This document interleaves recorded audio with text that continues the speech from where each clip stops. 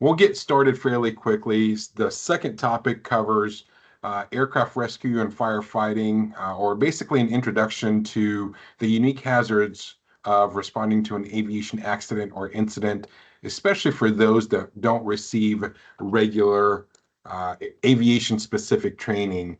Kicking us off for our guest speakers, I would love to introduce DC Jones and DC Potter from Eisenhower National Airport.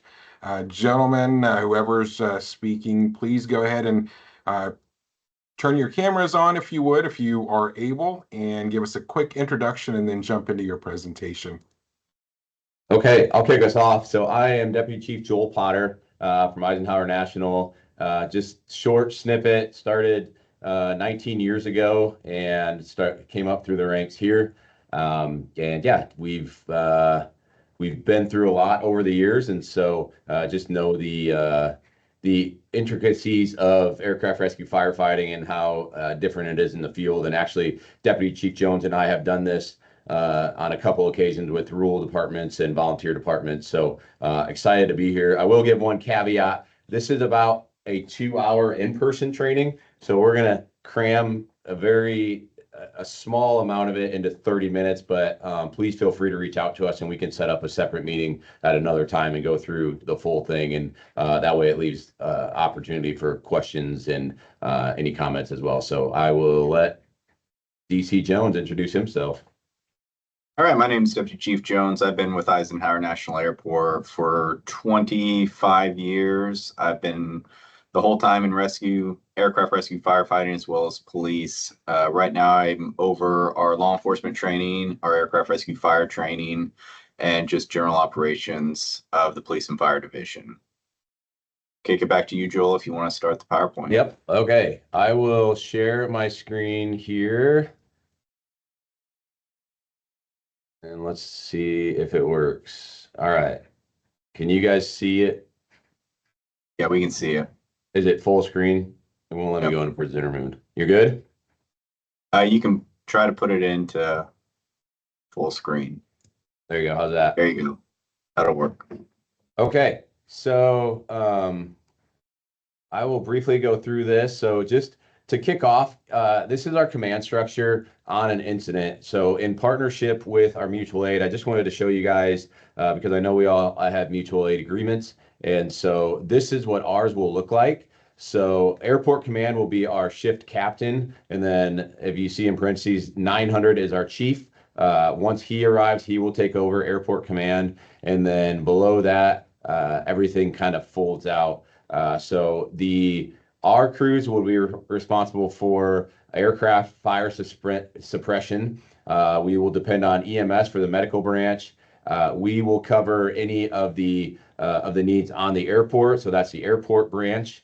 And then the law branch would be Wichita Police Department, and the fire branch would be Wichita Fire Department. And as you can see, on both ends of that is aircraft suppression and then fire. So WFD will partner with us in hazmat, rescue, water, interior attack, and RIT, and we will simply cover them with our ARFF trucks, because there are often times that we're at minimum, so we'll have one firefighter per truck. So we will not have a lot of access to personnel to do the entry, to do the rescue. So this is all previous agreement, and I would encourage you guys just talking with any of your mutual aid partners or who you respond with to get a plan together, because a aircraft incident is a chaotic scene at best. And so to not have a plan in place of how it's going to lay out and how your incident command is going to lay out is going to cause a lot of frustration and can cause some errors that could prove costly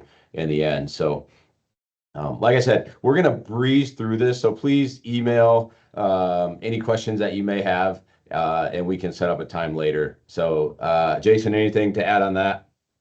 Nope, you can move to the next slide.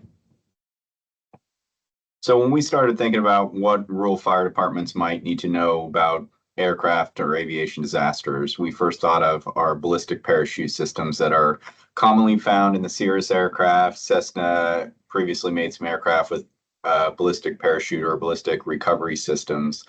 It's something that a plane could go down, and if you don't know or aren't looking for it, it could be a hazard to your firefighters. You can move to the next slide. So this is what it looks like. A ballistic parachute system or recovery system. If a plane loses an engine or has a malfunction where they can't land safely, they'll deploy this system. It's a rocket and a parachute system. So if you come across this aircraft and the rocket has not been deployed, it is a hazard. It's tied throughout the airframe or throughout the frame of the aircraft. So cutting into this aircraft, you could accidentally deploy the rocket, which could injure or cause death or harm to your firefighters. So these are some of the rockets, what they look like. And I'm just giving you a quick overview of this that doesn't really do it justice, but the FAA does provide a training PowerPoint on their site. So if you want to learn more about the rocket propelled systems, you can look there. If you move to the next slide. So these are the no cut zones, which are going to be similar on most of the aircraft. These are generally only on small aircraft that carry 2 to 4 passengers, maybe up to 6 at the most, but your small Cirrus aircraft are going to be your most common.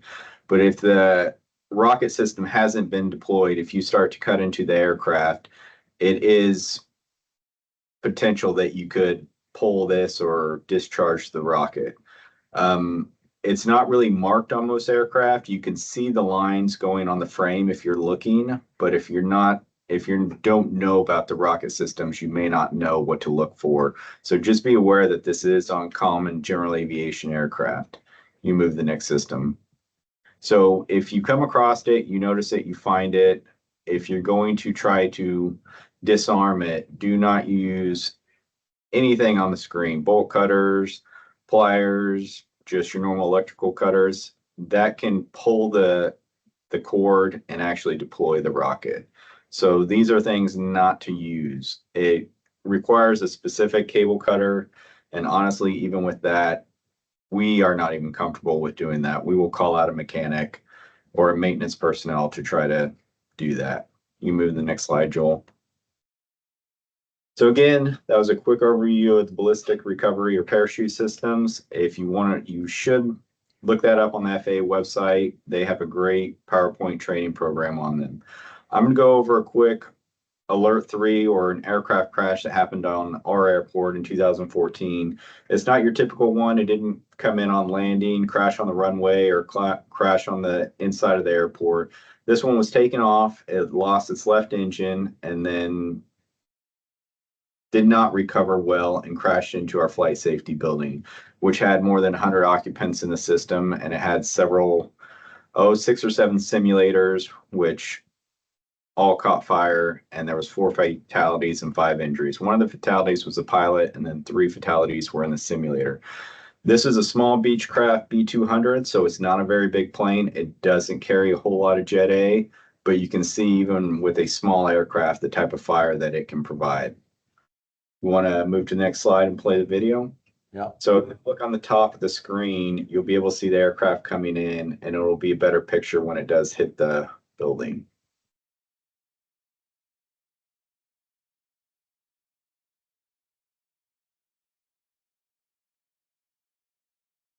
So it's pretty instantaneous. Just know this is a couple 100 gallons of fuel, but the fire is going to be pretty dramatic. And structure, if you come across this, you should treat this like a structure fire, not an aircraft fire. Be aware of the hazards of the building collapsing because a plane did hit it. The roofing material has a chance of soaking up all that jet fuel, so it may not extinguish or it may reignite several times before you get it completely out. Your search and rescue, all of that you should take in account that it's got jet fuel probably throughout the building, the house, whatever structure it is. It will probably be everywhere because you can see as big a fireball as it was, it sprays and ignites. So your whole building is going to be soaked with it, whether it's a house or a structure. Sometimes if the plane's been flying a long time, you're not going to have much fuel. Sometimes that is cause a crash, is that they run out of fuel. So you are not going to have a situation like this. But if you come across an aircraft crash with a giant plume of smoke, you know that it's got a decent amount of fuel in it. All right, you can move to the next slide. All right, Okay. you, Joel. Yep. I'm going to take over. So one thing, as he just mentioned, one indicator of a crash, and you've seen, we see crashes all the time on the news nowadays. It's everywhere. If you see a plane on the ground that is not on fire, generally that's an indicator that they ran out of fuel, because often their tanks will be punctured, and because of the speed at which they generally hit the ground, they are going to catch fire. That's not always, but that's just a good indicator as an incident commander that you can see what you're dealing with, just as Jason said. So incident stabilization, as Hey, you can Joel, see. Go ahead. real quick. Someone asked, should we use a Class B foam if a plane hits the building? It's not going to hurt, but it's not going to be as effective. Or if you have Class B foam, use it. But once it starts soaking into the structure, it's not going to be as effective. If you just use copious amounts of water, as long as you're not flowing into a pool fire, you should be fine with that. But if you have a Class B foam, definitely use it. Good. Sorry, I cannot, because I'm in presenter view, I cannot see questions, so interrupt me if something else pops up. Okay, so incident stabilization, as you saw from that actual crash that we dealt with, that fire is intense and instant. And so this is the crash on the roadway. We have a bigger picture of it here later. This is likely what you will see. And so you have to realize, one, safety, you're working on evacuation, you're working on rescue, but even approaching the scene, you need to slow down, because that smoke will engulf the smoke of that flight safety crash actually engulfed all of the roadways up to the terminal. And so our trucks had to creep toward the scene because it is just black smoke that you can't see through. So just be aware that your evacuation and rescue is going to have to slow down. Just be safe and cognizant of what's around you. And as you'll see in slides coming up, a lot of times when you have a crash that is like this, there are going to be pieces of the plane everywhere, which unfortunately means all the things in the plane will be external, and passengers may be ejected for a long distance. So just slow down. One of the tricks is to have a firefighter walk outside of the truck, in front of the truck, with you, guiding you along the way. And so as we saw in the Asiana crash, that especially if you're using foam, I know you guys won't be, but the reality of the blind access that you have, just to be careful, is to proceed slowly with caution. So evacuation, these are just kind of incident stabilization protocols. So you're going to start with evacuation, rescue. So self-evacuation, always get on a PA, tell them to come towards you, those kind of things. If there are any survivors, then you're going to go to rescue at the same time as fire control. Unfortunately, it's high risk, high reward, just like every other fire scene. So if you do have survivors, we have to lay our life on the line to go in. So high risk, high reward is where you decide what you're going to do as an incident commander, as a firefighter. And then hazmat containment. These are all obviously going to flow together, but you are looking for rescue as safely and efficiently as possible, knowing that hazmat is likely on a lot of aircraft. So just be aware of that. Anything on that, Jason? No, I think you covered that well. Okay, so here is a tricky thing, and Jason and I, you guys may not face this, but let's say you have a commercial airliner that has a mechanical issue and they have to lay it down in a field, or we've seen a river, or you may be on the roadway where they have landing gear and they're going to do their best to put it down on concrete somewhere. Low pressure airbags are one of the best things to use, because they have a lot of height that you can do to stabilize. One thing that is important for you guys that I think generally, I would hope on rural rescue, you guys have cribbing. A lot of cribbing is needed, and it's whatever you have. I mean, 2x4s, 4x4s, whatever you have. Make sure you stabilize the aircraft, because once you start making entry into the aircraft, any movement that you have is going to cause the plane to shift. They will move, and that can prove to be a fatal error. If somebody is near the wing or under an engine, any of those things, Landing gear on any unstable surface can collapse at any time. We have training on how to pin the gear. You guys don't have that. Again, we can show you those kind of things, but if you don't have contact with the pilots, they will have the pins in the cockpit. And so that would be a struggle even for you. So just know, even if it's on its gear, that is not considered a stable gear.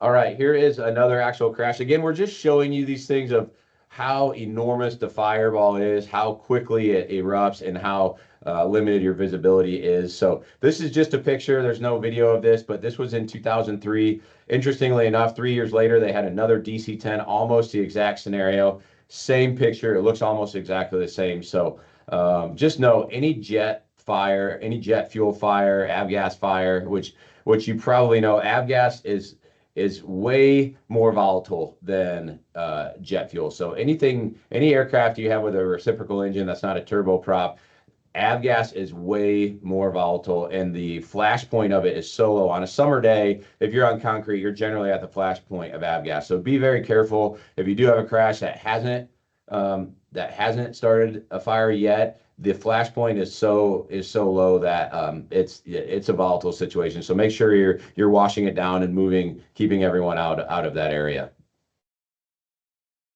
So here is size up. And again, I apologize. We are rushing through this. Size up. Start with communication with dispatch. Get as much information as you can. So this is a crash. I think it wasn't in Japan, Jason. Is that right? I think that's the next one. I'm not 100% sure. That's the next one. Okay. Anyway, so this is what it could look like. I realize a lot of you are rural firefighters, but think about highway, any small town. This is generally what a crash that crashes at any velocity is going to look like. There's not going to be a lot of the fuselage left. There's generally a crater. Parts are going to be everywhere. Fire will be everywhere. So just some things that we would work on is communication with dispatch, getting every piece together, letting them know what you're doing and what you need. Fuel containment, that's a big deal. After the UPS crash, they saw there was such a large amount of fuel that they actually waited on their foam use because they would have ran out quickly, and the fuel was running so quickly that they reserved their foam and they used water to try to push the fire where they wanted it to go.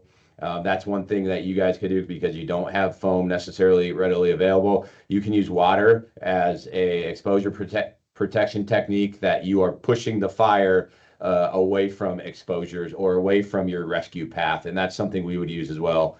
It's more likely to be helpful on asphalt or concrete, but also and if you're in a dirt field and there's fire, you can push it with your master stream. Make sure in reports from initial responders, spread that out as much as you can so you know what you need coming in. A lot of this is going to be just kind of shock and awe. So hearing and listening, and as an incident commander, making sure you're attentive to what they need. Make sure to do a 360, as I said, slowly and cautiously, because you don't know what you could find hundreds of feet away.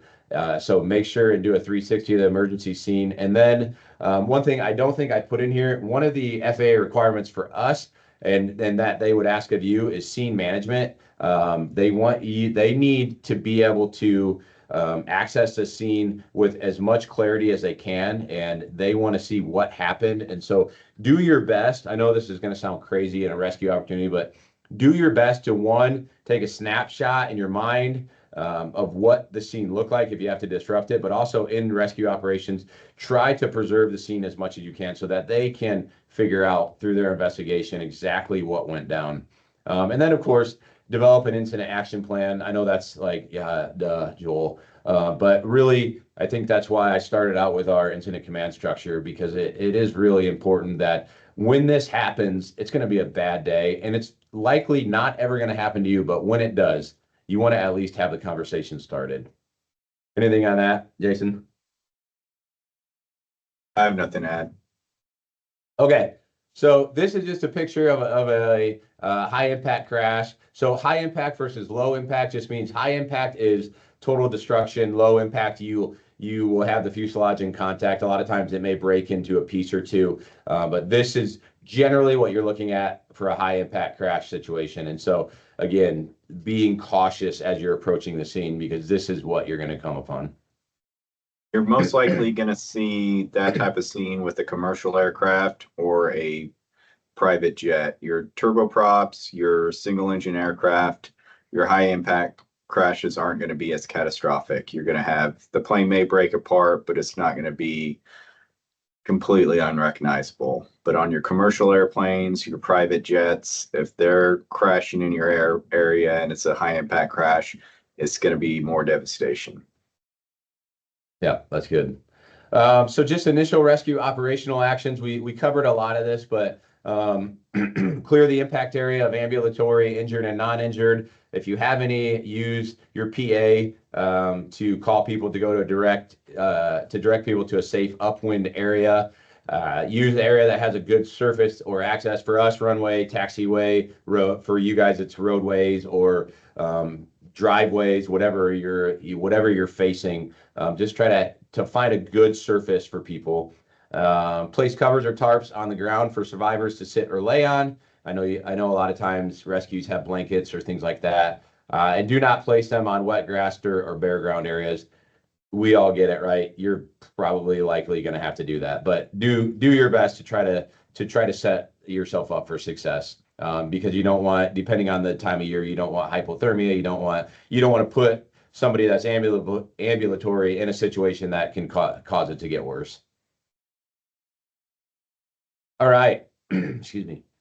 So this is just picture. These last two are just pictures, and then we'll wrap up for some questions. These are actual crash photos. So this is obviously a commercial airliner, and so this is what you would see. It's going to be a mess. Imagine rescuing out of this. You're going to need to use spreaders, cutters, rams, whatever you have. We have become big fans of the Sawzall. We have a 16-inch rotary saw, and that's one thing I did put in here. Again, this is a whole nother training, but on a rotary saw, we have a 16-inch rotary saw, and you have to go all the way down to the arbor to get through any commercial airliner. Otherwise, you're not going to get all the way through it. It's the same with the Sawzall. So if you have a rescue on any larger GA plane or commercial, make sure you're cutting through all the framing members, and it's going to be approximately 4 to 6 inches deep that you're going to have to cut. So just be aware that it's very difficult and it's a timely operation if you're not trained on it to cut a 4x4 hole in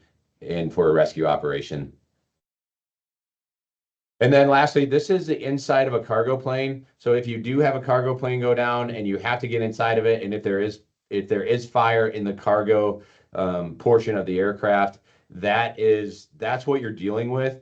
Do not send anyone in there. They may try to crawl on top. They may try to go to the side, but it's a hazard that is not worth the risk. And so do not send any firemen into that cargo bay, because it's just an entrapment hazard, and this is all cargo. There is no personnel, there are no pilots or flight crew in that area.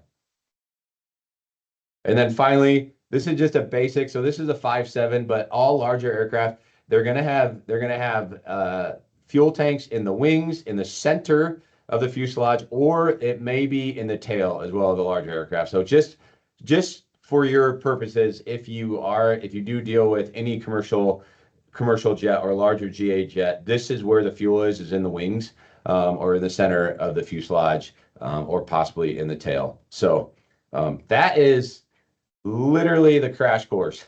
So Joel, let me jump back in. Yep. All your smaller aircraft are going to be the same on fuel tanks as well. Very few of them have fuel tanks in different locations other than the wings. And going back to what he was talking about, the rotary saw, the Sawzall, your extrication can be similar for small aircraft, can be similar to what a car is. But try to work around the doors to the left or the right, or to the, not in the door, but go around and cut through the sidewall of the aircraft.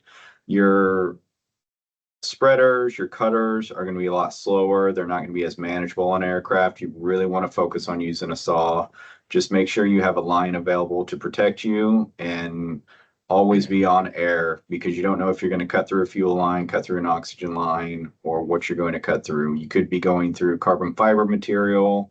And if you can tell it's carbon fiber material, you want to actually be flowing water on the cut when you make that cut. Just you don't want those fibers breathing in or floating around. So just be aware that it can be similar to a car, but your safety measures, you're going to want to be on full PPE, full air, everything. Yeah. And to tell one thing, if you're not familiar with aircraft, the way you can tell it's carbon fiber is that there are not rivets. So if you have that, yeah, just do a fog pattern. We've done extensive testing personally on that, and it really does knock almost all the fibers out of the air. So, all right, we did it. 30 minutes or less, right? All right, I DC got one Jones. last thing on the Yes. Class B foam. So we flowed about 800 gallons of Class B foam onto that building fire. And was it effective? I mean, I don't think it made a difference either way. We could have probably been flowing water with the same result just because of how quickly it soaked into the building and became part of the structure, that the foam wasn't really able to do its job. If you've got the fuel on the ground pooling, foam's going to be your best friend, but it is not critical in a structure fire. If you have it, definitely use it, but I don't think it's going to make a huge difference.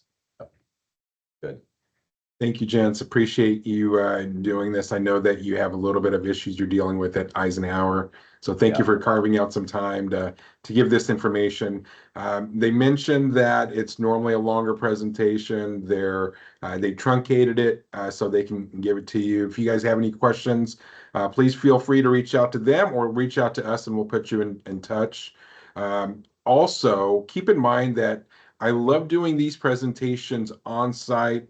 Where you can have the opportunity to have a couple of hours in the classroom presentation and then also walk around at the airport and looking at various aircraft and looking at the various hazards associated with those aircraft. So for future presentations, we will have on-site locations around the state. We've done that in the past. Look for that opportunity if you're interested in hosting a site closer to your police department or emergency response areas. So thank you again, DC Potter, DC Joel, excuse me, Potter and Jones rather. Thank you very much for the presentation. Now I'll turn it over to Rick Stevens with the Wichita FAA Flight Standards District Office. Rick? Thanks, Ray. I'm going to cover some of the same things that Joel and Jason covered. I'm going to cover a few of them in a little more detail, a little more from the aircraft and the investigation side. So, again, I'm Rick Stevens. I am the FAST Team Program Manager for the Wichita FSDO. Get my screen up here. See if we're sharing. Are you seeing my screen? Yes. Okay. I am the FAST Team Program Manager for the safety team here in Wichita. I'm an aircraft maintenance inspector. I've got 23 years now with the FAA, investigated a lot of different accidents over the time. Some of them minor, some of them very severe. The one they were showing in the building, that was about 100 yards from my office when it hit that building. So I was really familiar with that one. So what we're going to cover today, a couple of them I'll kind of skip over because Joel and Jason covered them pretty well, but we'll go into a few things here. This was a small single-engine airplane 5 miles north of an airport when the number one piston pin let go, punctured a hole through the front of the engine, and started a fire with the oil that was spewed out everywhere. Pilot declared an emergency, began his descent to land, managed to make a safe landing in this cornfield approximately 3 miles from the airport. Fire started after landing. These were all taken at the scene of the accident. This was within 2 minutes after the aircraft had started fire.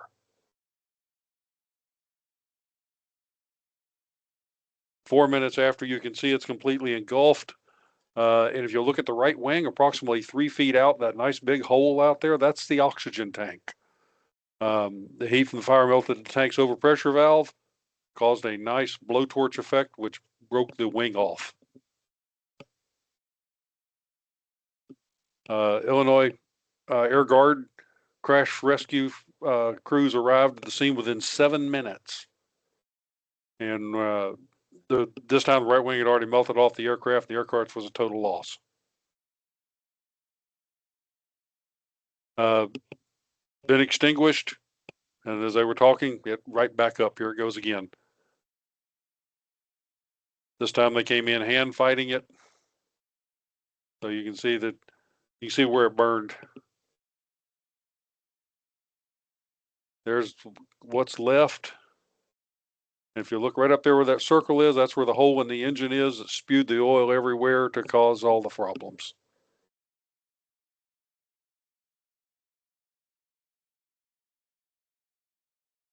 Little size comparison. That's a 747 fuselage and a car in front of it. And the car's about 100 feet from the burned out fuselage, but you can see the comparison and how much you would have to deal with all the seats and everything back here. It's a movie set in California, but it gives you an idea of what you're dealing with.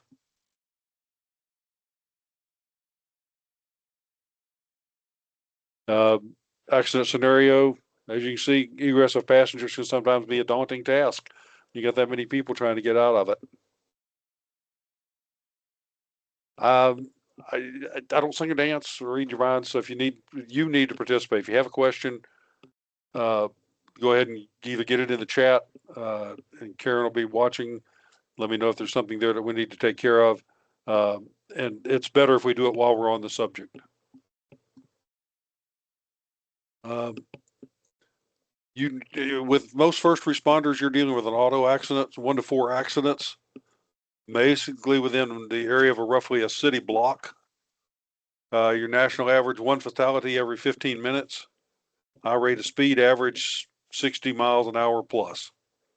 Aircraft accidents normally involve 1 aircraft, anywhere from 150 feet or less to several miles, depending on the altitude of the aircraft if it broke up in flight. National average 1 fatality per day.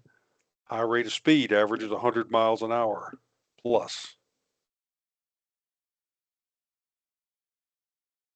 Total accidents over the past 10 years was 15,161.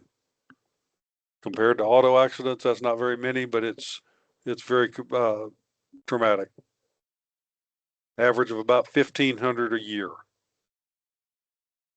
Total aircraft accident fatalities over the same period were 3,328. That's down 500 deaths over the past 3 years, or 5 years, excuse me. Fatality rate is 21.95%. So apparently the FAST team and everybody is doing their jobs getting the information out. There's approximately 897,700 pilots in the US.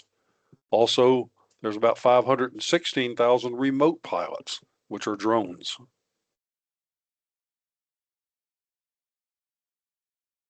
Various types of aircraft. There are typically about 5,000 to 6,000 civil aircraft flying within the U.S. airspace at any given time. Manned aircraft can be very small, holding only 1 pilot, or can be very large and hold hundreds of passengers. Some may even be uncrewed. The FAA and the NTSB are required by an act of Congress to investigate all accidents regardless of aircraft type. Doesn't matter whose it is, we investigate them. Public aircraft are generally owned by a government entity such as state or federal. Either way, public safety is the issue, and the aircraft involved in the accident are subject to investigation by the FAA and the NTSB.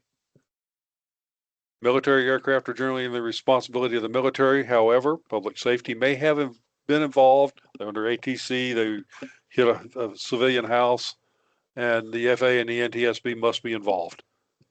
Vehicles or pedestrians that can either cause the accident or are involved or in some way with the aircraft accident are subject to the reporting requirements. Some of the different types, we got helicopters, we got corporate, utilized for EMS operations, law enforcement, pipeline patrol, air charter, all kinds of different things helicopters are used for. You got home builds. any kind of different sizes you can find, from the powered parachutes up here. There are more than 33,000 of these class of aircraft currently registered in the FAA. A lot of them out there. Engine locations, fuel locations can be just about anywhere. So everybody's seen these. You got the hot air balloons. They're an aircraft, just like any other manned aircraft. Normally, you're going to find them flying around sunrise or sunset due to winds. Now we've got drones out there. The Scan Eagle at the top left is a 50-pound, 10-foot wingspan, 90+ mile per hour.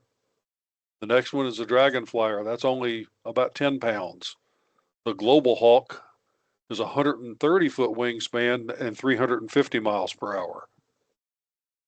The Predator, bottom left, is a 66-foot wingspan, 300 miles per hour with an 800 horsepower engine. And the Global Hawk, you can see it there behind a truck, giving you the people giving you an idea of the size of it. Skydivers.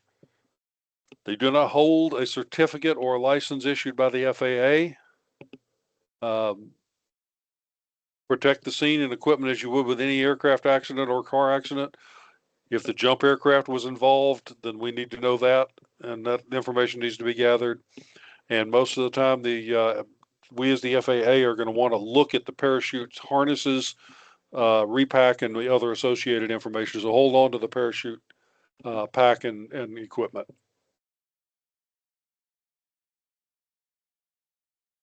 The advisory circular AC 150/5200-12C is the advisory circular for everybody out there about responsibility of protecting evidence at the scene of an aircraft accident or incident.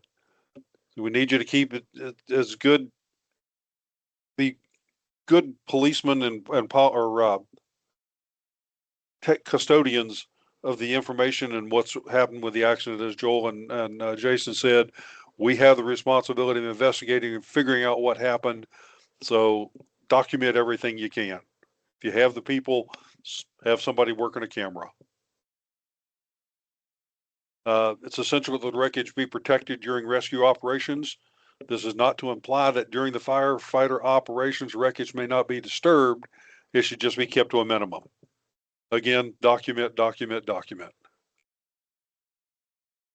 The purpose of an accident investigation is to assure that all facts, conditions, and circumstances leading to the accidents are recorded, evaluated, and action is taken to prevent similar accidents and incidents in the future.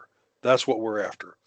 The NTSB is responsible for investigating all aircraft accidents in order to maintain the safety of flight operations in the National Airspace System. The FAA has the task of assisting the NTSB and working with industry in maintaining or improving safety in the aircraft on a day-to-day basis. Sometimes the pilot's not around to report the accident they need to be reported.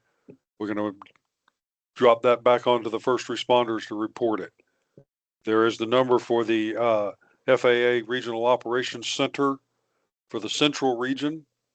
You call them, they can get you in touch with anybody.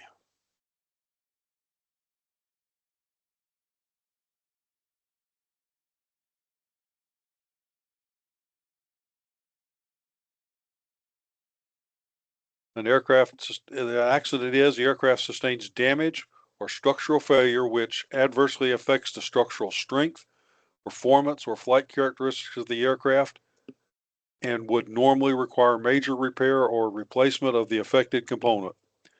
The aircraft is missing or is completely inaccessible.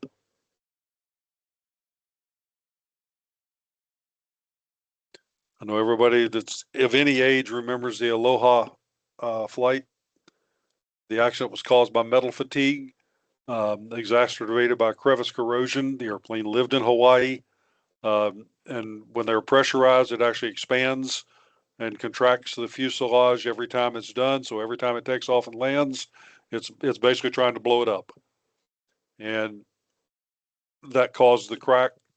Actually, a passenger noticed it on the way in, didn't say anything.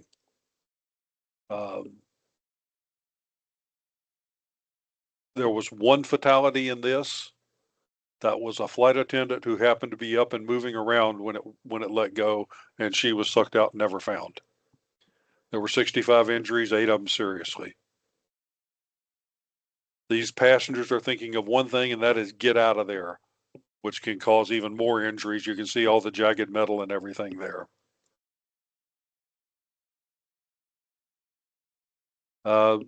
Air race in Reno, Nevada. There are 7,500 people to see this. This is what they were looking at. This aircraft was a highly modified World War II P-51 Mustang. Really high horsepower, almost 3,000 horsepower, 425 miles an hour. The elevator trim tab, which is back here, let go, which made the airplane uncontrollable. Ripped the controls with the pilot's hands, and he was subjected to about 17 Gs. So 10 is more than fatal. So at 450 miles an hour into a crowd of 7,500 people,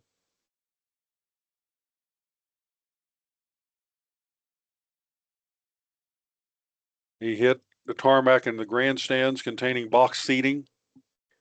There were 11 dead, 70 injured in seconds.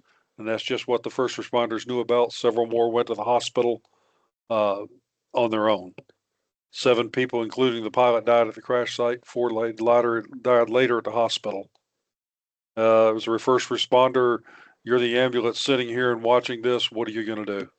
Or the firefighters? That's the actual impact. You can see where the debris has been scattered everywhere.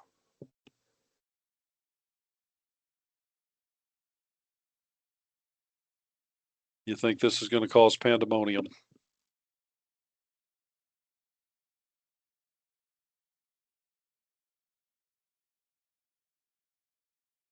This is the scene. What are you going to do? If you're the only one there, start calling 911, get as much help as you can get going. You're going to have law enforcement to control the crowds, direct traffic, get the ambulances and fire crews in. I'll stop here for just a second. If you want to take a picture of this slide, this has got some of the numbers for our office, for the Regional Operations Center, and for the Washington Communications Center. Call us, call the ROC. The ROC will get up with us.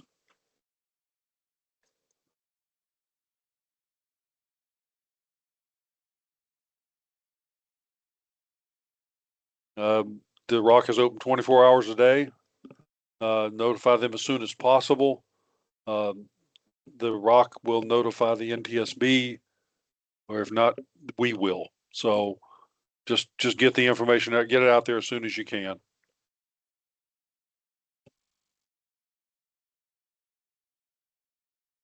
The NTSB is the final authority on all aircraft accidents. No movement of the wreckage or the fatalities can take place without their approval. That's why you get the ROC on the line. They can get the NTSB moving and let you know what you can do with them. Protect the identity and dignity of the involved. The FAA working with the NTSB will generally be your local contact. First official on the scene is who's in charge. NTSB maybe not on the scene, probably not, because there's not that many of them. They're going to be technically in charge. We will probably be the first on the scene after the first responders and law enforcement. Military accidents, you will have a military on-scene commander, but they will be working with us and with the NTSB and their boards. FAA inspectors, we do carry a credential. It's called an FAA Form 110A, and it's an ID card, and it says that what we are and our name. And then we will probably also have a badge, not necessarily, but we do have those. And that's just kind of to let you know that we are in charge of the investigation.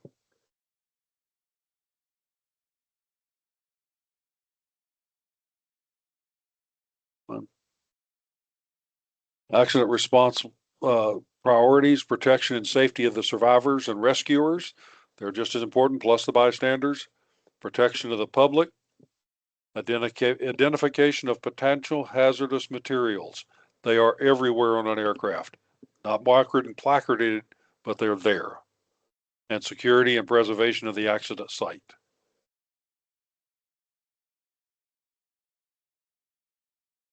As Joe and Jason said, don't go running into the forest. There could be pieces of the airplane hanging above you. There could be fuel still raining down. There could be tree limbs that are going to fall. It's a dangerous place to be.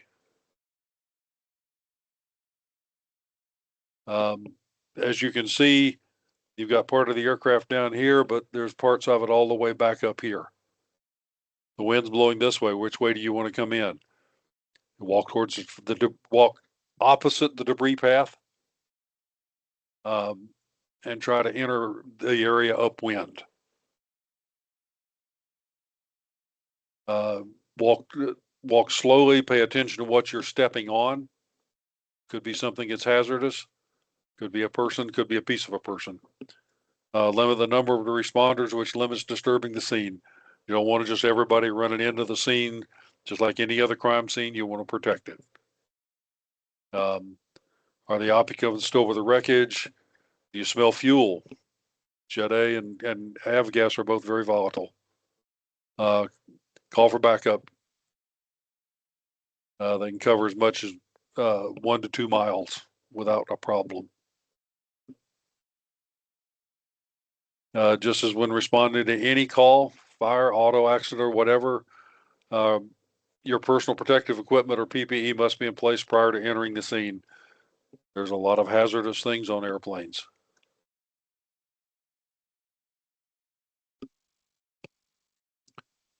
Before you enter the accident scene, there's a few things you need to be aware of and what's going on. Unlike trucks that you normally deal with, the hazmat symbols are not on the aircraft, but the hazardous materials may be. Flammable liquids, fuel, oil, alcohol, got isopropyl alcohol.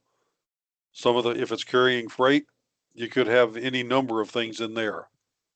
Combustibles, fuel, oil, tires, explosives, rocket propellant, air tanks, all kinds of things in freight. Some instruments in older aircraft are radioactive. They use radium. You could have medical radioactive material on the airplane. If you got 208s running between here and FedEx or between Wichita and wherever, not uncommon to have medical radioactive material. Inhalation hazards, you got the fumes from the burning fuel, carbon fiber dust, fiberglass dust, corrosives. Hydraulic fluid is, Skydrol is very corrosive. That's on some larger airplanes. Oxygen bottles are very dangerous, and a lot of airplanes carry those for portable or breathing oxygen for passengers if they need it. You got poisons, especially if you're dealing with an ag airplane, which we got a lot of here. You've got a lot of potential there. Contacts under pressure, hydraulic holding tanks or actuators, landing gear, struts, propeller hubs, oxygen cylinders, all kinds of things that hold pressure in an airplane.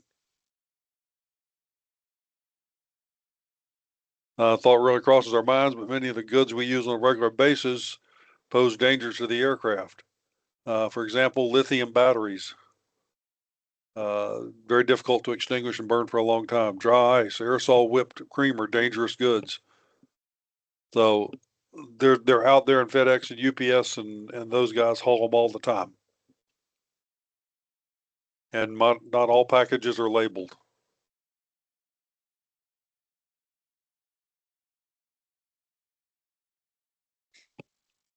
Pesticides. We got a lot of ag airplanes out there and they're spraying stuff.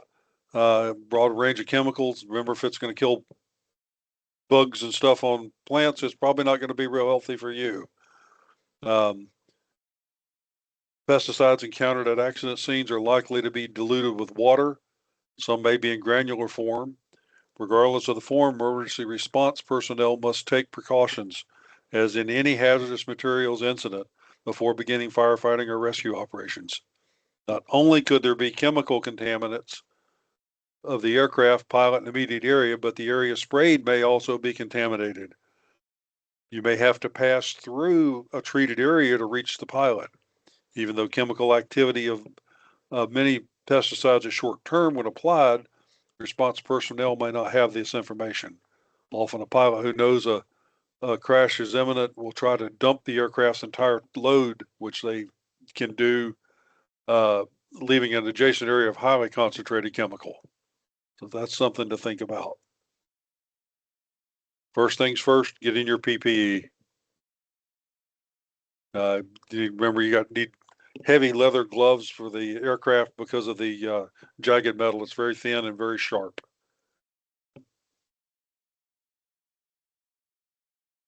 We all carry phones.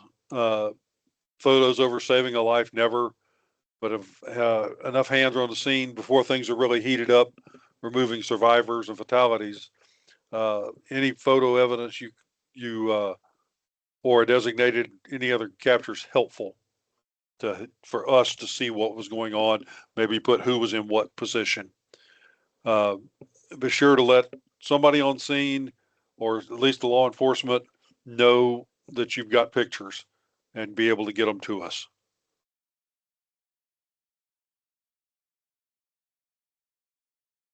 Most of the time, fuel is either going to be avgas, which is basically a real 100 octane auto gas, and with additives in it, and jet fuel. You guys know about how much fuel you put in a car or truck? Let's look at a few airplanes.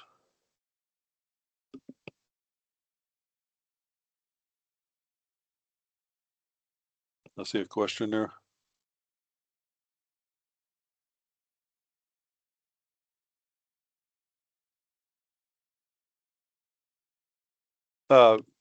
Mary, the photos can just be sent to us. You don't have to lose them. They can be sent to us. Remember, you guys got an evidence chain when you're doing things. It's just we would like the photos so that we can have the information and help document things before we get out there. The Antonov 225 carries 90,000 gallons of jet fuel. Think about what a mess that'll make. As you can see, the KC-46 and 135, which fly over Kansas all the time, they've got 28 and 27,000 gallons of fuel. An air tractor carry almost 300 gallons. So all the way down to 45, 50 gallons in the Cessna 172.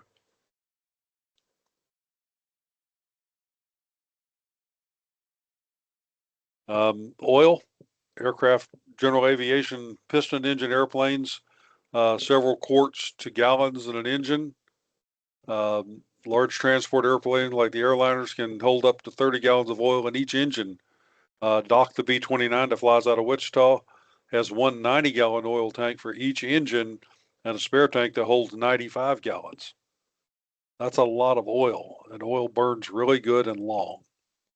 The release of oil from a cracked engine case or a tank can cover several hundred feet and is very flammable. Skydraw, usually in jet airplanes, is used as a hydraulic fluid. It's really stable, supposedly doesn't burn. It's really bad for skin irritation. Very good paint remover. Can be really high pressure, up to 5,000 PSI. So be careful with that.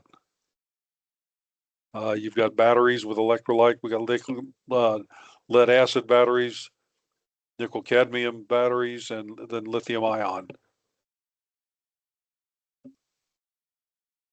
Fuel systems, you can have a couple tanks in the wings, which is a gravity fed system, or you can have a low wing aircraft, which could have tanks in the lower part of the wings or in the fuselage, and they're going to use a pump to get it out.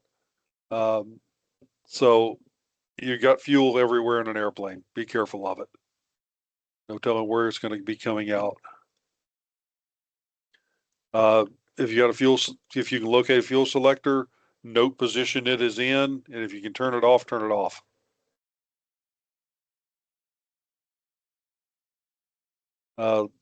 Fuel caps.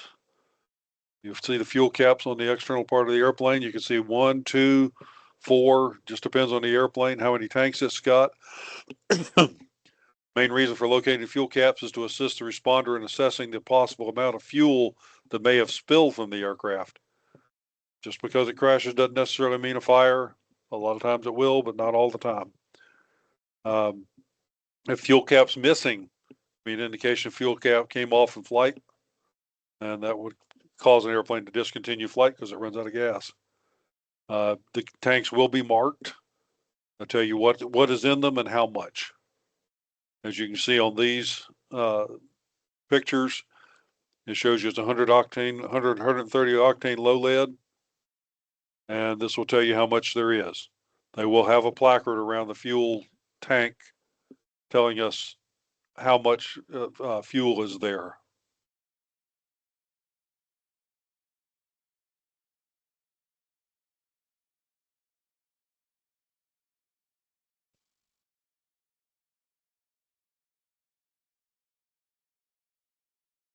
On the bottom of the wings are fuel drains or pettocks. These are utilized as fuel drains and to check for water in the fuel. Located on the bottom of the wings are engine cowlings at various points along the fuselage. Fuel drainage or loss of fuel due to drainage from ground contact or removal due to impact is to be expected. Either way, with these items missing or activated, the fuel can be expected to leave the aircraft quickly. If you find it open and you can actually, it's accessible, you can click it and it should rotate it and it should drop up into the ears, drop up into the slots and close it off. If you do that, please make note of it and let us know so that we know that that was the position you found it in. As they were talking about turboprop airplanes, they can have fuel a little bit of everywhere. Back of the engine nacelle, in the wings, several locations in the wings. They just put fuel wherever they can that's convenient and keeps it along as much as they can along the center of the aircraft.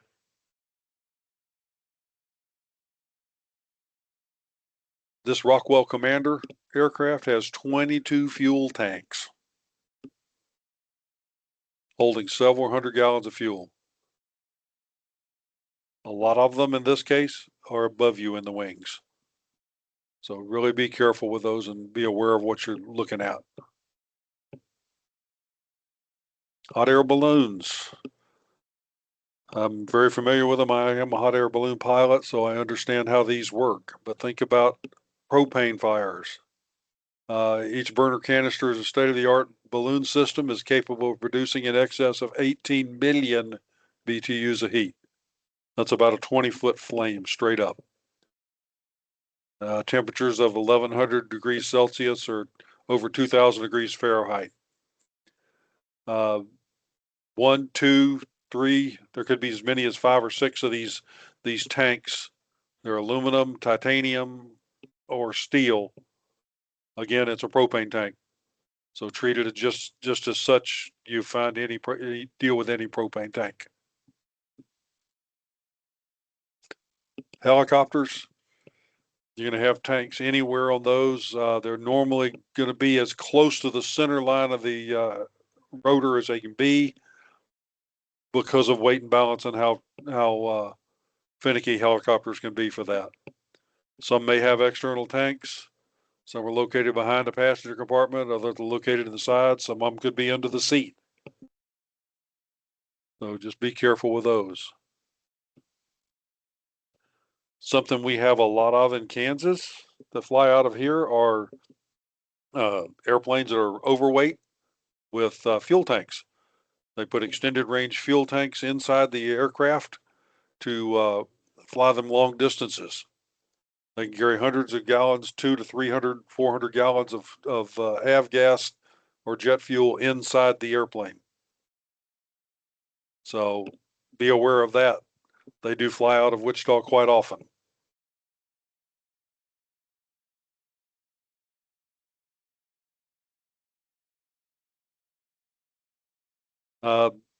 Ag airplanes, as you can see, you've got the chemical hopper right here. Fuel is normally in the wings. Pilot sitting right behind it. These are basically like a NASCAR with a roll cage. The pilots have helmets, normally 4-point harnesses.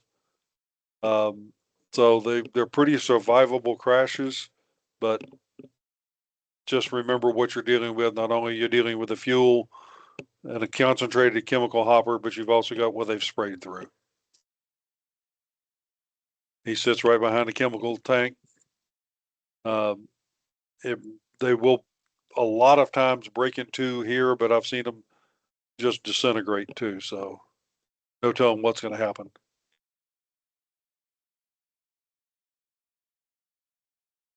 Potentially hazardous chemicals. All ag aircraft are carrying chemicals which may be dangerous. If the pilot's conscious, they may be able to identify what the pesticide is. If not, contact the spray operator's base of operations, if you can find that, or the owner of the land being sprayed. They will know what they ordered to be sprayed on their land and can tell you more about it. And you can then research it, figure out what you need to how you need to handle it. We've got aircraft that can carry up to 1,000 gallons of chemical water mix and anywhere between 80 and 300 gallons of fuel on board. A lot of chemical and hazardous materials to deal with. Hey, Rick, can I jump in real quick while we're on the subject of aerial application and those types of aircraft? Remember that helicopters can also be used for aerial application.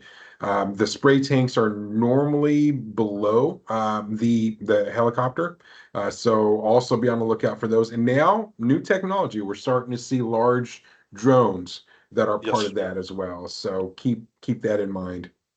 Yes. The drones aren't carrying near the chemicals, but they're still doing the same exact thing. But now you've got lithium-ion batteries that can burn real well. So I was talking a few minutes ago about an emergency dump. This is what it looks like, is required by regulation for them. They need to be able to evacuate. It's loaded, be able to dump 50% of its loaded hopper in less than 45 seconds. The sequence shown here has the aircraft loaded with approximately 150 gallons and dumped within about 9 seconds.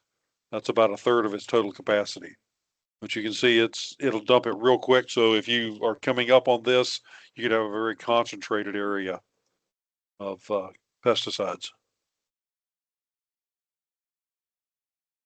Some aircraft for de-icing used glycol-based fluids, ethylene glycol. Causes eye irritation, may be harmful if swallowed, may cause kidney damage, may cause central nervous system effects. Very absorbs moisture from the air. So need to use your proper equipment when you're dealing with these. Oxygen bottles, as you can see, they can range anywhere from a little thermos size one all the way up to 20, 30 gallon size. They can be located anywhere in the aircraft.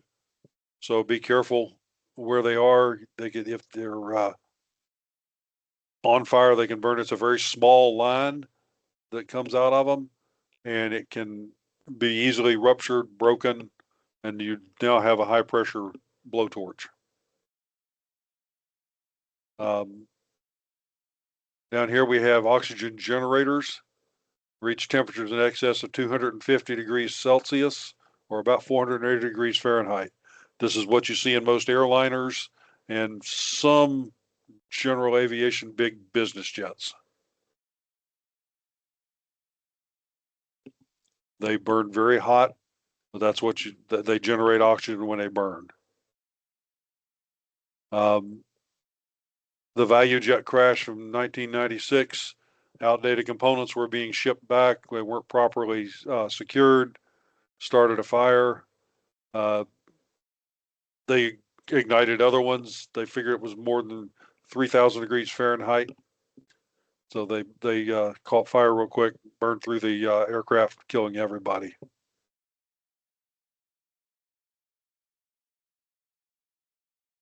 Nitrogen, not explosive, and basically it's inert, but it comprises 78% of the air we breathe. Oxygen comprises the other 21%. At high temperatures, such as when burned in an engine, nitrogen can ignite, forming NO2, nitrogen oxide.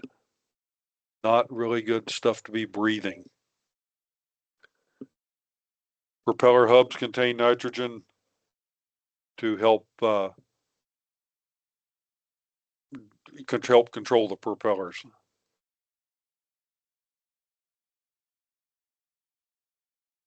Similar systems are found in helicopters. There's accumulators, oxygen. Normally not too many helicopters carry oxygen, unless it's a medical. Medical, you get a lot of oxygen. Fuel tanks on either side, left or right of the aircraft or under the seat.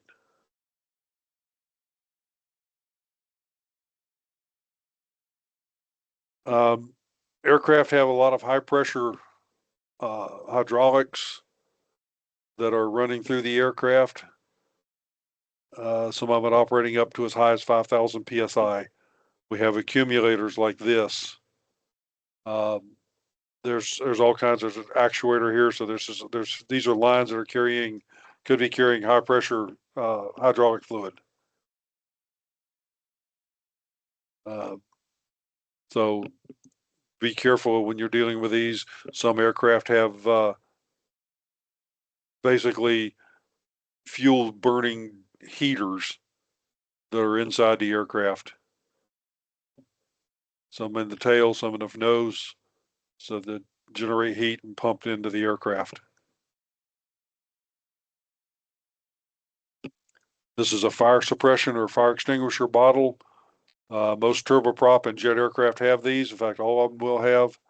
And it uses these explosive squibs to fire the squib in, puncture the seal in the bottle, and discharge the halon as normal. They do require power to be activated. The battery or power source must be disconnected to deactivate these devices. Simply turning off a switch doesn't deactivate the squibs. Could have a chemical release. They're normally going to be around the engine compartment or the baggage compartment.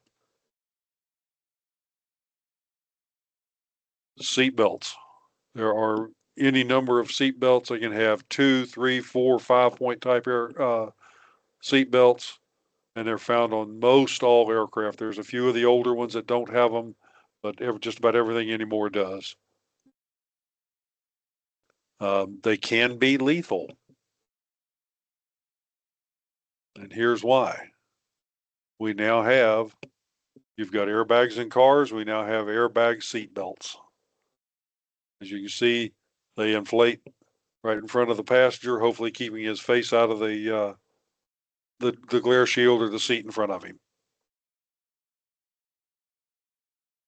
They use nitrogen cylinders, actually located under the seat, and are activated by a deacceleration switch located on the front bottom of the seat or under the floorboard of the cabin. If they have not activated, to deactivate, carefully unbuckle the seat belt or shoulder harness. This will break the required ground that activates the squib, releasing the charge of the harness. always use caution. You don't want this thing inflating in your face. They do hurt. Keep in mind that airbags in cars have capacitors built into their systems that allow an activation event even after the battery or power source is removed. Usually that stored energy will dissipate after a short while, which deactivates that particular airbag. Not the case with aircraft airbags. They will be active until they are deactivated physically. Disconnecting the aircraft battery does not disable these airbags. Self-contained, not connected to aircraft power. Something to be aware of. Show you what some of these look like. The restraint system will have a padded bag attached to the lap belt or to the shoulder harnesses. If the airbags have deployed, it'll be very obvious. However, unoccupied seats may also have an active airbag system, so take precautions and disable them accordingly. You see where it's located here under the seat. I think every Cessna ship now has them. You can see here is the padded bag. That's what the airbag is in.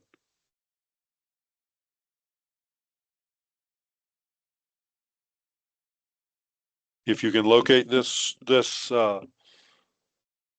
connector, slide the orange slide back. That'll allow you to disconnect that locking tab. Then you can disconnect it. That will disconnect and disable the airbags.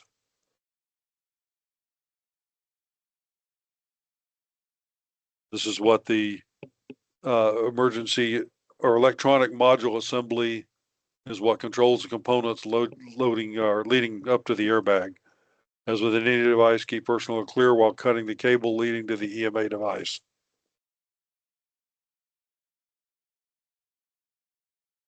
Or cut the inflator hose as close to the bottom end of the restraint as possible to prevent deployment of a non-deployed airbag. Again, document this and let us know if you did that.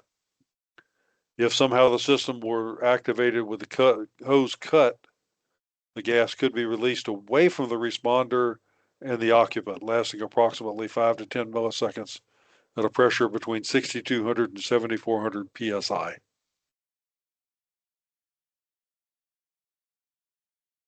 Here are some pictures of different installations of airbag seat belts. The Cirrus that they were talking about earlier, it's in the seat back. Inflators could be on the seat, could be in the seat cushion, any number of places.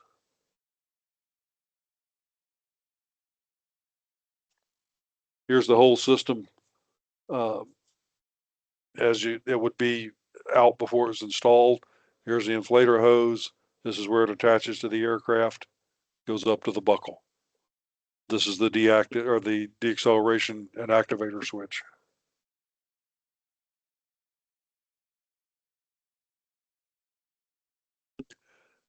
This is the information on AmSafe. If you would like to contact them, I'll leave this up here for just a couple of seconds, let everybody get a picture of it if they want.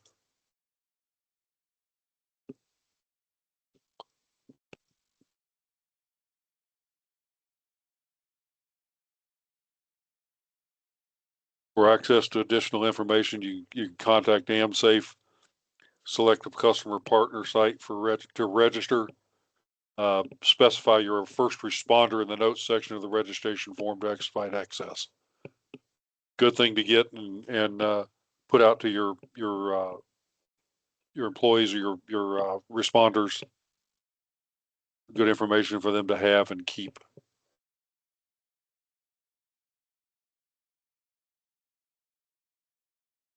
Ray, do you want to take a quick break? Or you want me to go on? Keep going, Rick. Okay. Thank you, sir. Unless you need a break. I'm pretty good now. Okay. I will direct your attention to the chat. There has been one question. I did answer it, but it might be good information for the group. Will you lose the phones as evidence, or can they just send photos? You can just send photos to the FAA when you take them. The email address is in the chat. It's wichita.fisdo@faa.gov. And I also have a link to our webpage for the Wichita FSDO in the chat. Thank you. Thanks, Karen.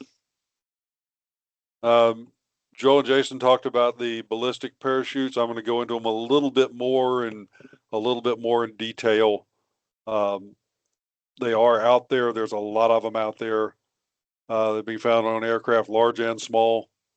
Although these systems for aircraft occupant safety, they can be quite lethal to the responders. It fails to read the signs. We'll take a little bit closer look. Here's something to think about. In this sequence, the aircraft crashed on the airport. The ballistic parachute system fired just minutes after the crash. From left to right, the rocket cleared the scene in less than 0.3 of a second. 0.3 of a second is how fast that rocket came out. It's a solid fuel propellant. It's going to burn. You can't stop it, and it's going to be dangerous.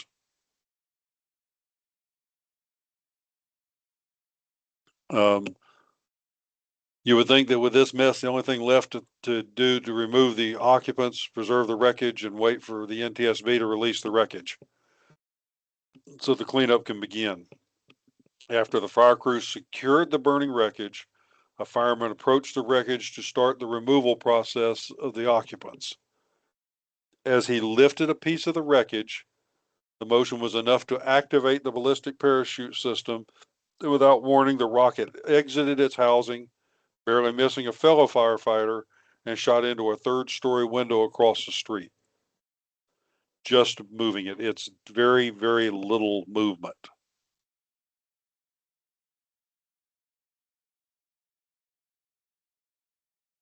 This one dead or alive. In this case, the parachute's still in the bag. Disarming and removal of the rocket motor will be required. Again, you need proper training. We need help from the ballistic parachute people. They have people that can help us get those out.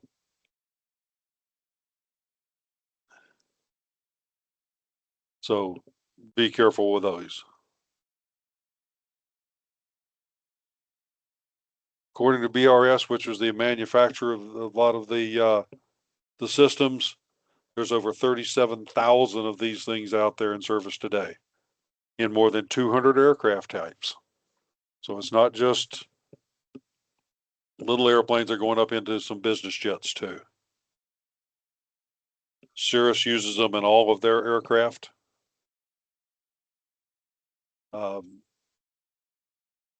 It's a good thing, but you also, if it has not fired, it's a very dangerous thing for first responders. And Rick, one thing I would like to add also, you mentioned the Cirrus, that's a $500,000 airplane. There are experimental small aircraft that are single seat or two seat that look like a flying wing that may have a ballistic chute on them. So well, I'll show some of those in a minute.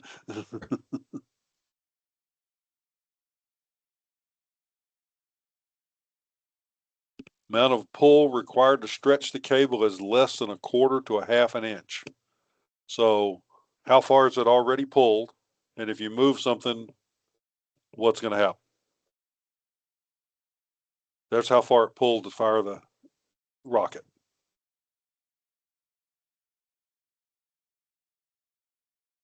So not very much. As you can see, when it leaves the aircraft, it's gone. There's no stopping it. It's coming at you.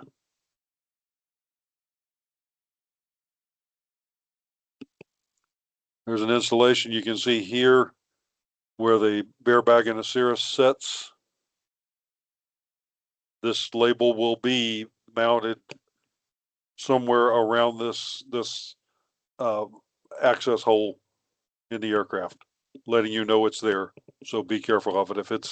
If that access hole is still there or cover is still there, be pretty sure that the parachute is too, and it's probably still hot. So you're going to see this inside the airplane. There it is back in the fuselage where you can see it.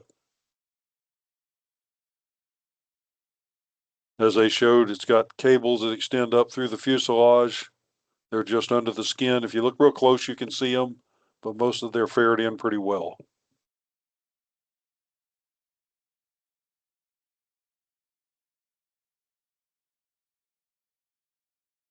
The igniter is visible right up here. That ignites the rocket, and when it ignites the fuel, like I say, 0.3 of a second, and it's gone. The bag that holds the parachute's about 40 pounds in the single engine Cirruses, and they are very tightly packed.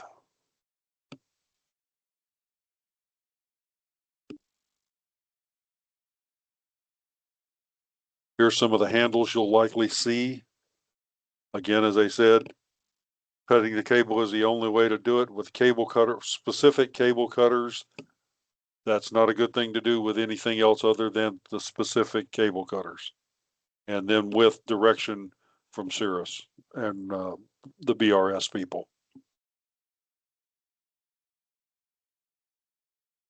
Now there's over 750 of these, which are business jets. It's a Cirrus jet.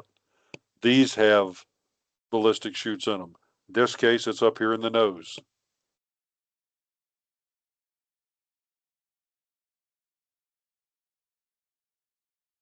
See, it's right up front in the nose, comes out, cradles the airplane and lets it fall down.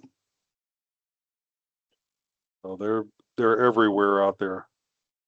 They've been retrofitted into some high-wing Cessna aircraft.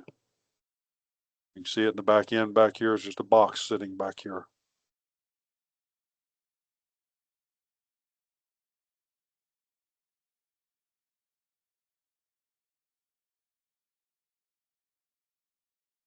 As you can see, this looks like Ray said, the flying lawn furniture. If the aircraft's damaged, it's generally up to the pilot. They have to notify us. We'll go out to look at this. When we hear the accident, after the fact, mainly to be certain there's not an accident that, but more importantly, to be certain that the airman was qualified. So we're going to go out and look at it. During the investigation of this reported aircraft, we realized that real quickly that the aircraft required more than a little attention. As you can see up here, this is what we were seeing. What they were seeing as they walked up to it. Notice something attached to the bottom of the wing assembly. You see this container right here. That container, which is under this Velcro panel, is a ballistic parachute. This is where they mostly started, was in the lighter airplanes like this. Another indication is the remove before flight.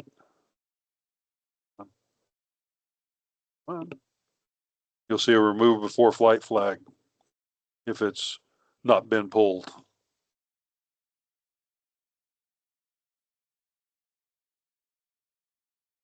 At a local air show, see the little, well, this is what is called a trike.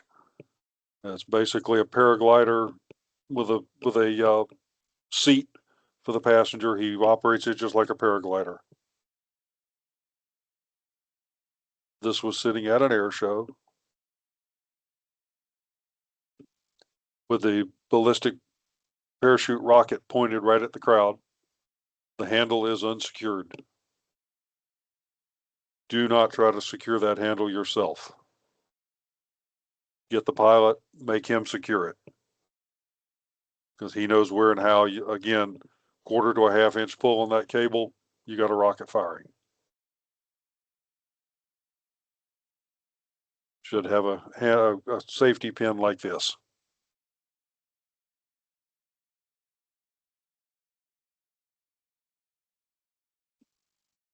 You call these guys, which is BRS, they can give you assistance in how to secure that rocket and that parachute so that it doesn't fire at the wrong time. Give you a couple seconds to get pictures of this.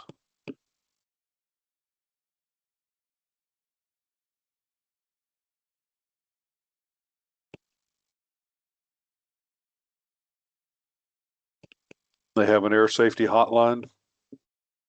There's people on duty 24 hours a day. They can give you a hand and help walk you through what to do, how to handle it.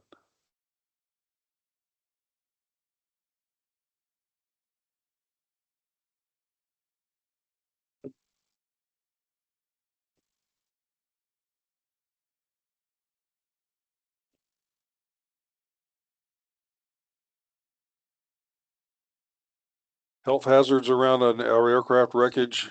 There's a lot of composite aircraft. They're either fiberglass. If it's burned, the fiberglass is very fine, will get in your lungs and it does not come out. Same thing with composite, carbon fiber, really sharp edges. And they're infused with polymers, which are not good for your body. And they get trapped in your lungs and can really cause problems. It's everywhere. Would you think there's much carbon fiber in this aluminum aircraft?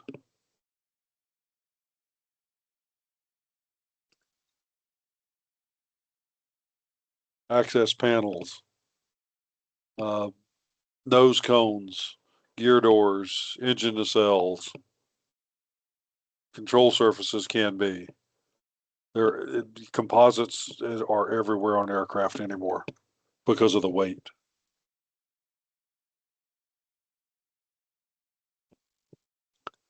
I'm get a little bit of the size of a or of a particle of carbon fiber, 10 to 20 microns. So it's smaller than you can see. It's 5 times smaller than a human hair and more lethal than asbestos. And if you walk through it, it's just going to come wafting up and right into your respiratory system unless you're wearing your PPE.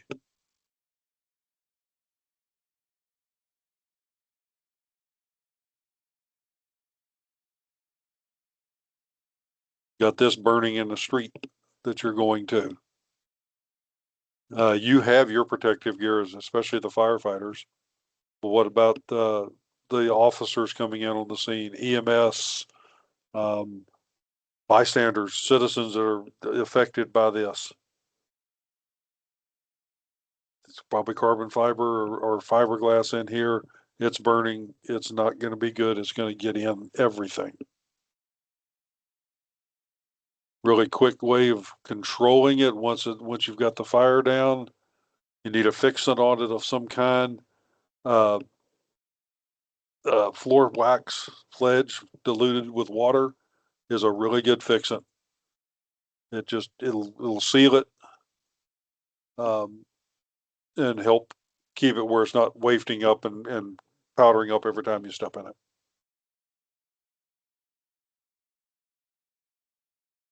And the reason we say floor wax because it's readily available. Walmart, everybody has it.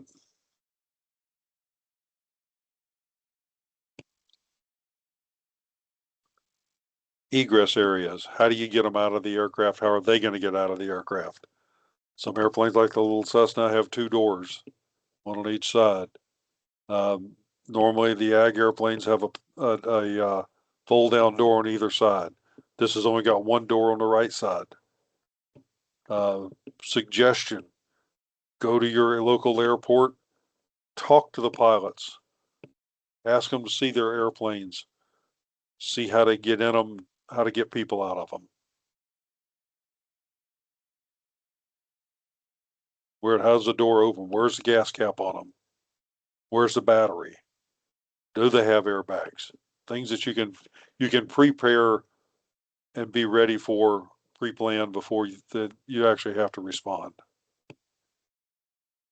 After all that's considered, proceed with caution. Next few slides will introduce you to some of the aircraft accidents and give you a look at the scene you may look like. Again, can't reiterate it enough. Take as many pictures as you can.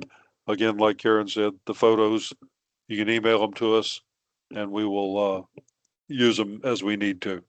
Tell us a lot about what you see and what you found when you got there.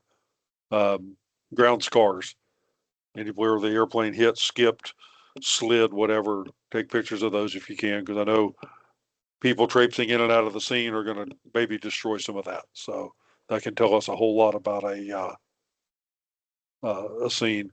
If you've got officers that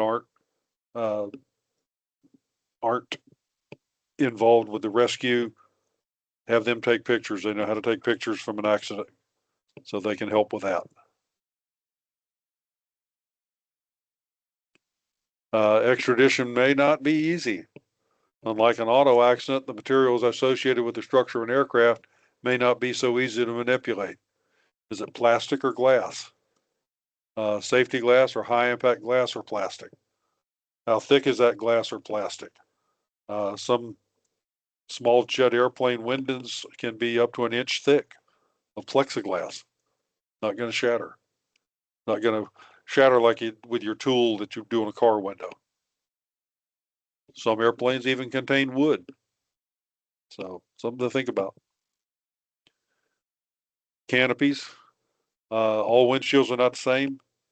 Some are very thin, 1/4 inch or a little more, up to like this Learjet here, that you're looking at probably an inch or a little better of plexiglass right there. So would it be easier to go in through there or through the side of the fuselage here or back here?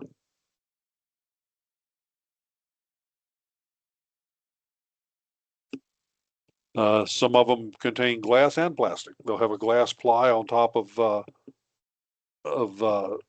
stretch acrylic with an inner layer between them. Not going to cut or break through that. You're going to have to either cut through it, which is not easy, or go through the side of the fuselage.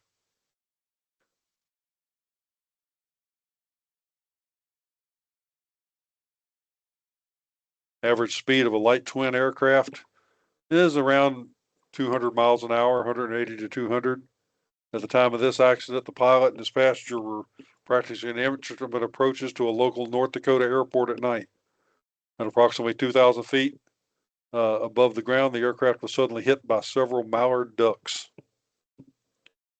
The first duck came through the windshield and hit the passenger, which received multiple lacerations to his face and hands from the windshield. You can see that's not very thick. 1/4 inch to 1/8 inch is normally Lexan polycarbonate or Lexan plastic. So we won't even get into that. That's military stealth stuff. We can't talk about it.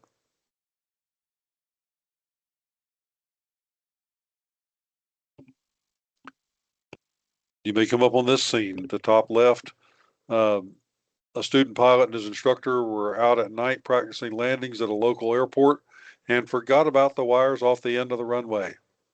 Since the field was uncontrolled, the aircraft was not discovered until the next morning when people on the airports came to work. Be a fun way to spend the evening hanging upside down in power lines. Lower left photo. Pilot had departed a local airport when the aircraft he was flying developed engine trouble. Only landing spot left for the pilot was to land in the frozen lake in front of him. He survived the incident and was able to climb free. The aircraft rolled approximately 300 feet before breaking through the ice. And in the bottom right, that was a World War II aircraft struck a tree during flight training. Remember, takeoffs are optional, landings are mandatory.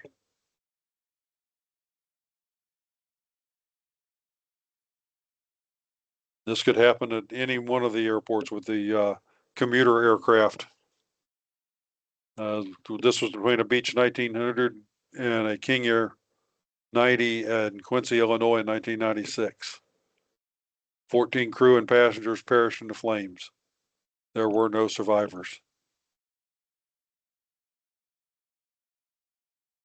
They collided on the runway. Eventually, the 1900 rolled over and was on top of the exit door. They couldn't get the door open. And it took place at the runway, and the two aircraft were interlocked. National Transportation Safety Board determines that the probable cause of this accident was a failure of the pilots in the King Air to effectively monitor common traffic advisory frequency or to properly scan for traffic. They tried to take off when the 1900 was landing. Contributing to the cause of the accident was another airplane interrupting the radio transmission, which caused the 1900 pilots to misunderstand and not hear it right. They did not have adequate aircraft rescue firefighting services on the airport. 3 pilots witnessed the accident and rushed to the scene. With the right side of the 1900 on fire, they went to the left side and saw the captain with her head and one arm out of the window shouting, "Get the door open." Several attempts to open the door failed until the left wing buckled, causing the nose wheel and cockpit to fall to the right. The attempts by the passengers to open the door from the inside had also failed. The interviews with the responders stated they did not know how to open the doors or emergency exits. By the time they returned with fire truck and some assistance, fire had engulfed the fuselage and all had perished. So get out and talk to your operators on your airports.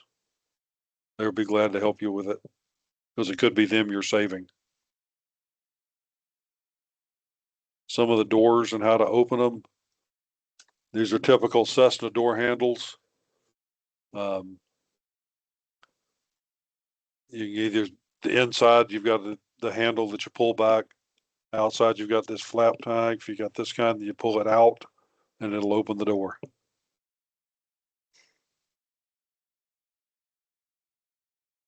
This is a Cirrus. It's actually got a button that you have to release a door seal pressure to open the door and release the latch. And you open it. They open kind of up and forward. This, you pull the handle out, rotated it, and it'll open the door.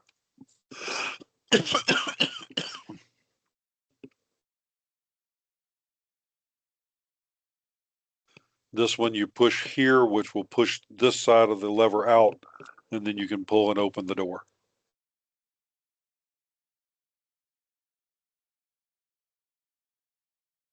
These, a lot of firefighters, and these are on your equipment doors, same type. You pull the bottom part of this out, then rotate it towards the open. It will always have a label telling you which way to rotate it.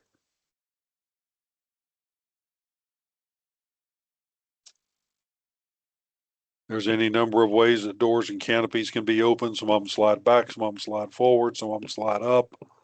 There's just any different number of different ways to open canopies. They will normally have markings and labels telling you how to open it. These are gold wings, they open up. So there's again, go to your airport, see what you got there, how to get in it, how to get out of it, how to get them out.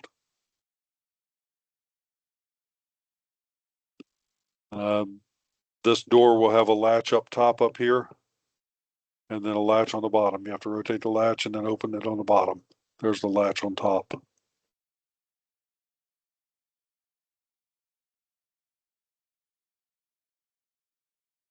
This back door back here, once this door is open, you reach in and there's a lever you pull normally up, release this latch. This will open up and give you more access to the passenger compartment.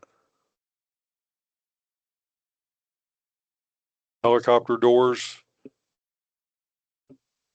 normally going to have a handle of some type, any number of different ways.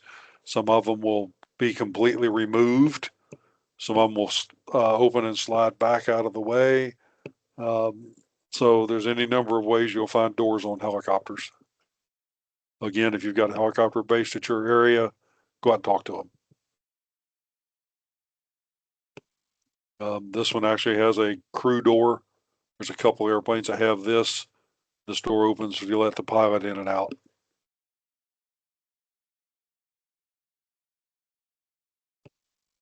This style door, a lot of light twins and twin engine aircraft. Upper portion of the door has to be opened. So you have to release the latch here, which will open the upper part. You push the upper part up, and then the air stair door will fall down. And there's normally a latch on the top of this door here to open it.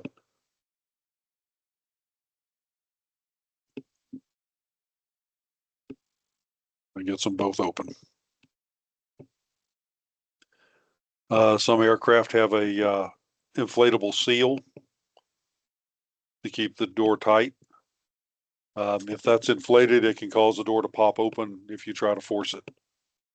So you need to, it could stay inflated for a short time. So be careful when you're opening the doors and make sure that they're not gonna open and hurt you.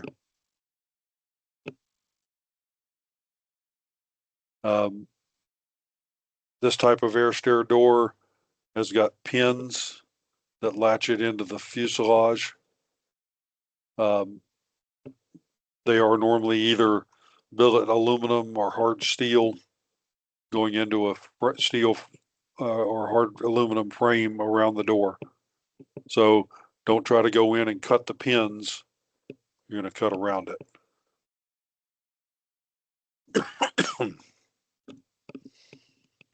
This style, you've got to push the button and then turn the handle down to get it to release. And be aware when you do this door coming down can be very heavy. There's normally snubbers in it to do it. Some don't have them. So that could be very heavy coming down on your head. So be very careful when you do these. If you're going to cut around the door, as they were saying, cut out around it. This will get you away from the frame and the door pins.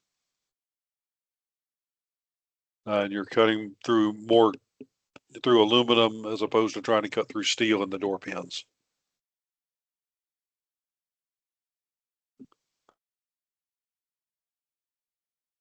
This style door opening, you pull this out with your finger and then rotate it down and that'll unlock the door.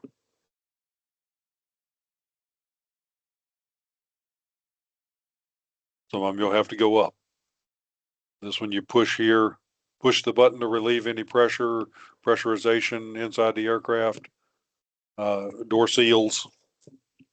Well, let it leak out, then you can open the door.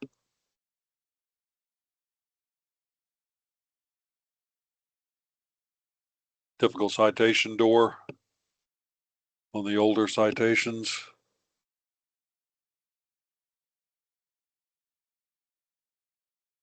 That's how many pins are in there. So do you want to cut through those or do you want to cut through the fuselage outside of it?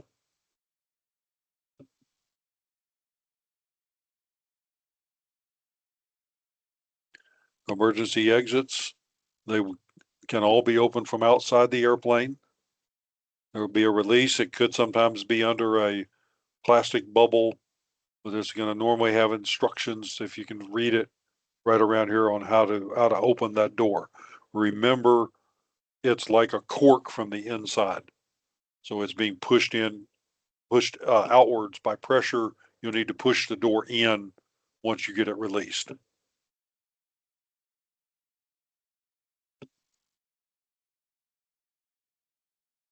In most GA aircraft, general aviation, switches, levers, and handles in red are made such so that they are easily identified in an emergency situation. So think about that. If it's red, it's something that you wouldn't be moving to shut things off. Helicopters have all kinds of fun things that are very dangerous. Helicopter's still running when you get there, heads up. Rotor systems can swing low, and tail rotor systems can be invisible in low light. It just goes away. You can't see the arc of it. The blades will dip And you can see that's close. If you're up a little hill or something, it will be very dangerous. Possible approach helicopters from the side and downwind.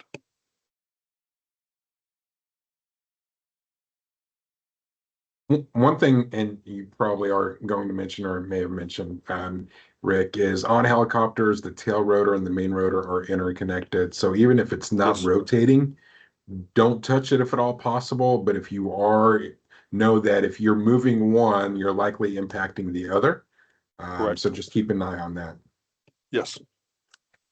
Be very careful when you move it because it will move the other. Red handles, these are fuel cutoffs. Anything red, here's fuel switch or emergency or battery switch. Anything red is stuff that you're going to be dealing with. Throttle positions and fuel shutoffs. Some of the older airplanes, this is a Piper, there's your throttle, it's closed. There's your fuel shutoff, it's just a little handle you pull because it's gravity fed. Keep in mind that on most GA aircraft, the wings carry the fuel. They're closer to the center of lift.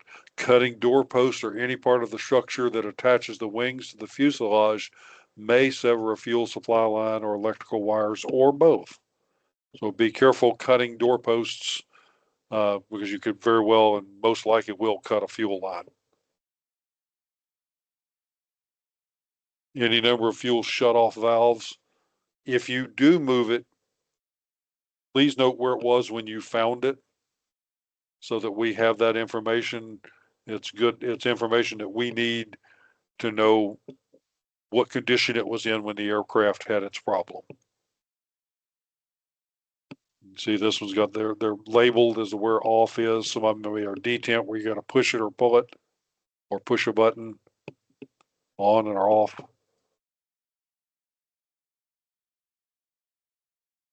They get more complicated, twin engine, but again, you may have to pull this button up to rotate it to off,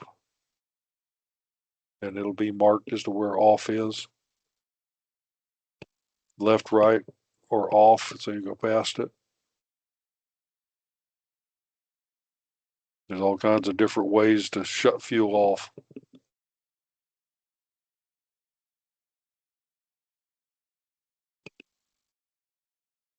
Typical light jet aircraft, there's your throttles. These are your annunciator panels with switches up here that will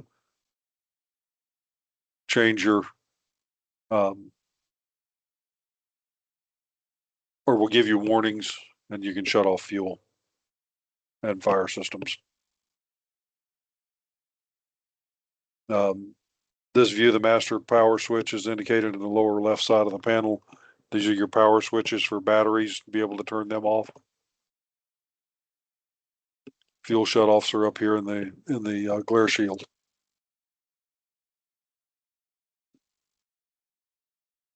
Indicator that power's on. You'll see lights that could be on. Fuel or hydraulic pumps could be running. You'll hear instrument or gyroscopes. There'll be a high-pitched whine. You can hear avionics fans. You'll see the panel lit up. That can tell you that the power is still on. General aircraft are required to have some exterior lights on at all times. There are items such as avionics fans inside the cockpit. If you hear anything buzzing or whining, the power may still be on.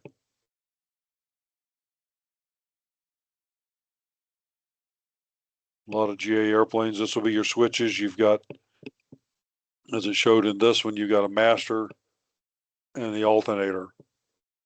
Rock them both down. These you can see are shut off. If you do that, again, note it, let us know.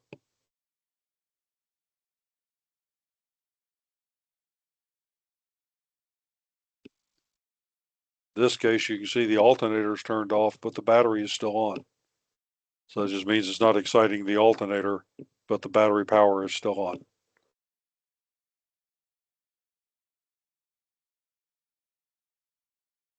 Where do you find the battery? They can be anywhere. Some of them behind the passenger, some of them in the engine compartment in a lot of single engine airplanes.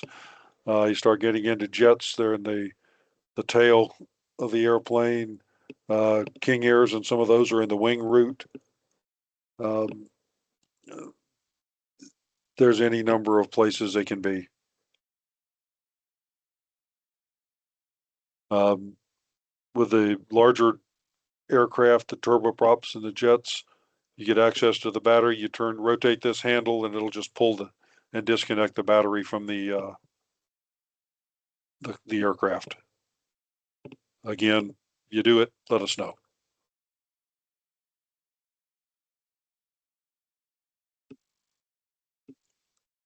If it's at all possible, don't mess with any of the controls, the levers here. That will give us indication of what they were set at when I went down.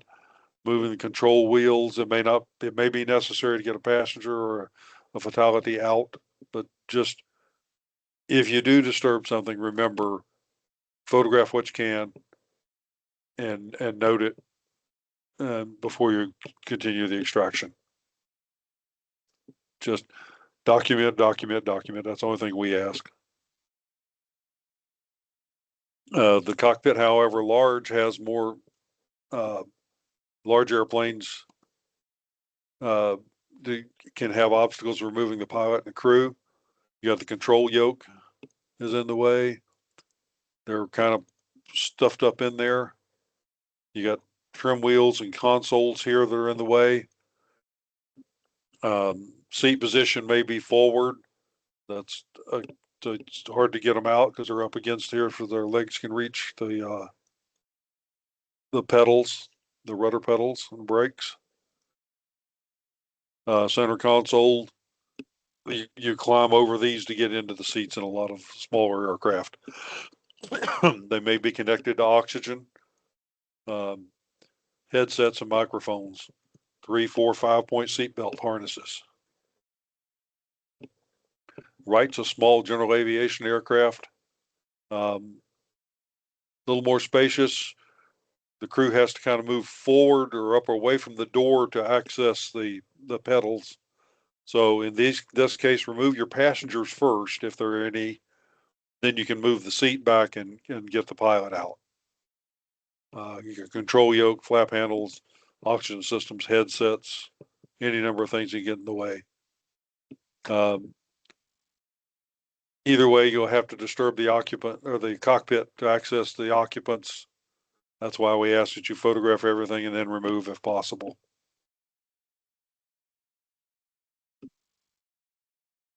And if you get fatalities, NTSB or FAA, we normally confer with the NTSB before we'll tell you, before you remove a fatality.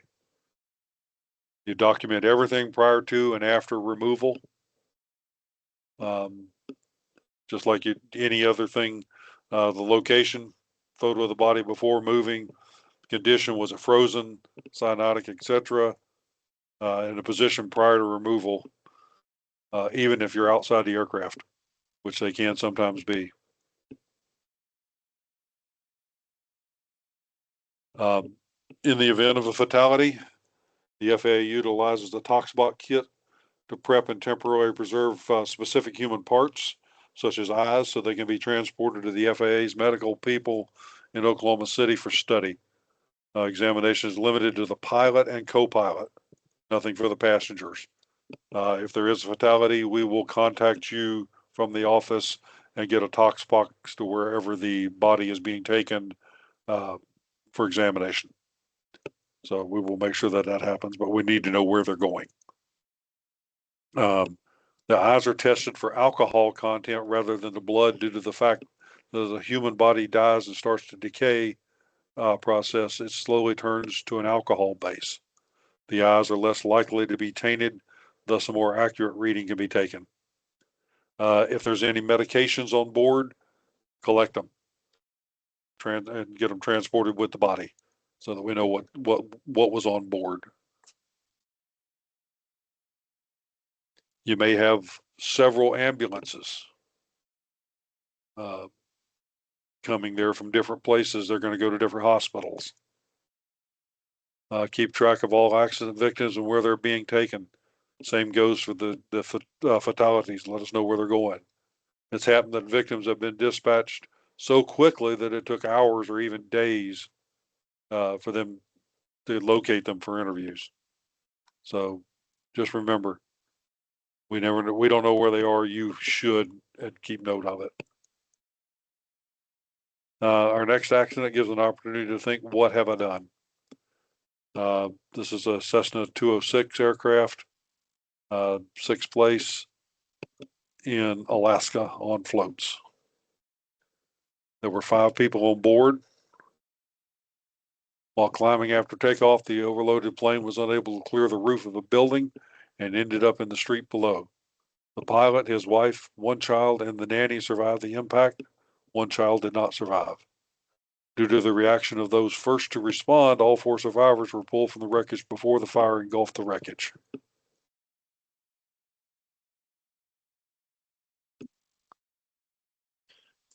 Several things to notice here. In this accident, those first to respond were the street. As the aircraft came to rest in the heat of the moment, all who could pitched in to help the family trapped on board. I believe it was that all of us who want to help others, but notice the following. The aircraft's already on fire. There are at least a dozen or more responders. Some are just watching.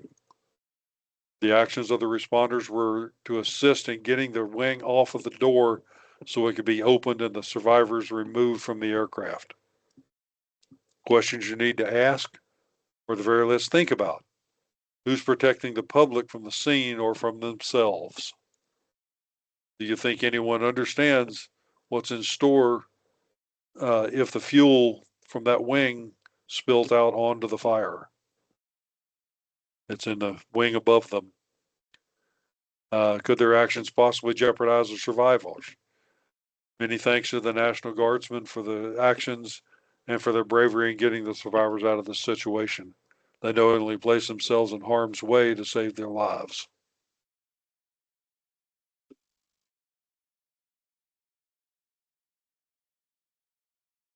Good intentions in this case did save lives, but keep in mind that many lives could have been in jeopardy had the spilled fuel ignited sooner rather than later. Protect yourself and the public. You are no good as a responder if you get put on the injured list. An officer stepped in and attempted to pull the mother out the same way another officer had pulled out other victims. He blindly felt inside to feel what the restriction was and tried cutting it till the fire singed him enough that he dropped his knife. That's when he planted both feet on the aircraft and heaved the 32-year-old mother out to safety.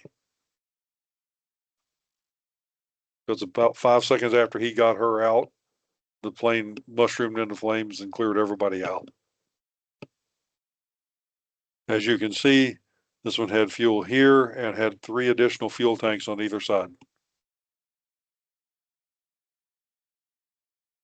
So you could be walking under a large quantity of fuel right here, and it's burning.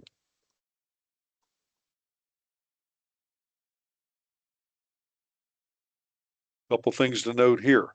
You can see how much damage was done to the airplane. You can see where the wings burned out from fuel. Note that all of this building material didn't come off of this house. This was inside the airplane. Think he was a little overloaded along with 5 people?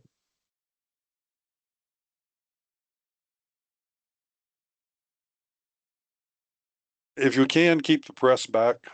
Limit it to first responders, aviation inspector with his ID, NTSB inspector, crash fire police rescue people. Yes, kind of keep a note on who was in and out of the scene. Until a person has been properly identified by the NTSB or FAA, they cannot be allowed access. It could be representatives from the aircraft, the engine manufacturers. We'll identify those people and let you know who can be let in. Safety of the occupants is your initial concern. Get help before you enter the scene. minimize collateral damage, limit access to necessary individuals only. As with any crime scene, too many people, they can trample evidence. As Joel and Jason said, walking in, be careful what you're stepping on. Just treat it like any other crime scene.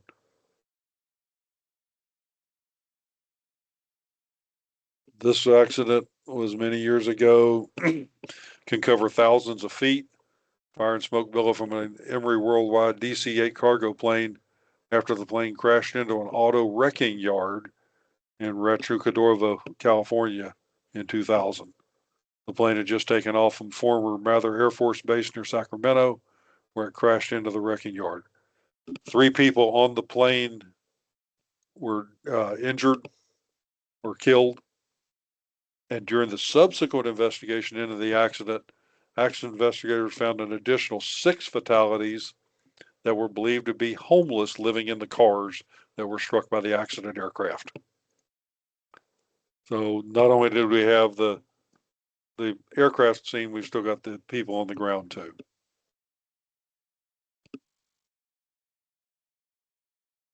This one, the pilot decided to fly low and circle over his home in southeastern Illinois. The pilot lost control, stalled the aircraft, and crashed into the trees within 75 yards of his house. The pilot sustained minor injuries. Pilot stated to investigators and responders that the engine just quit. Then he crashed into the trees. Evidence shows us a little bit different.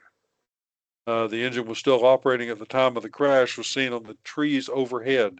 Propeller strikes continued from the treetops to the final point of impact with the ground, as seen in the scene on the left. You see the scars coming all the way down these trees where it hit, where the propeller was turning. Take photographs. Avoid obscuring it if you can. Again, ground scars. Don't remove any evidence if possible. Any damage you did recovering it, let us know. Could be more than one aircraft. This accident happened near Shenandoah Valley, Virginia. Pilot and 2 medics in the EMS helicopter. Pilot and 1 passenger in the Cessna 172. The Cessna climbed into the descending helicopter's flight path. The crew of the helicopter had no idea that a collision had happened until they landed and exited the aircraft. The left skid was bent upward and outward with a headset and some body parts hanging from it. It was at that point that the crew notified authorities of the accident.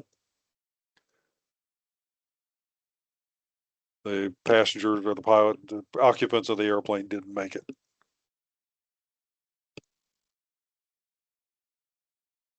The only 2 groups here that love talking to the press, the NTSB and local law enforcement. Anything you see or think you saw or needs to be reported to the authorities of the NTSB and the FAA. Protect the victim's privacy as much as possible. Law enforcement should be asked to keep the crowd back as far as possible. Don't express opinions or suspicions. Give the information that you have to us. Media has ears and eyes everywhere. Long-range microphones can hear a whispered conversation up to 90 degrees either direction, 300 feet away. So think about that. If you see any of this being blown around the scene or in the aircraft, collect it and get it to us. So pilot certificates, medical certificate, aircraft logbooks, pilot logbooks, airworthiness certificate, registration. This is all information that's good for us. Okay.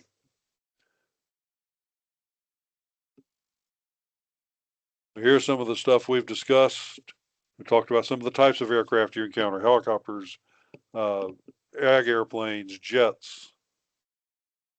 What's your authority? Remember, PPE, your safety comes first. You're no good if you're injured too. Hazards associated with aircraft accidents. There's all kinds of them. They're flying hazardous material sites. Victim care and fatality necessities. Got to take care of any victims, fatalities, leave them until we tell you to take them out.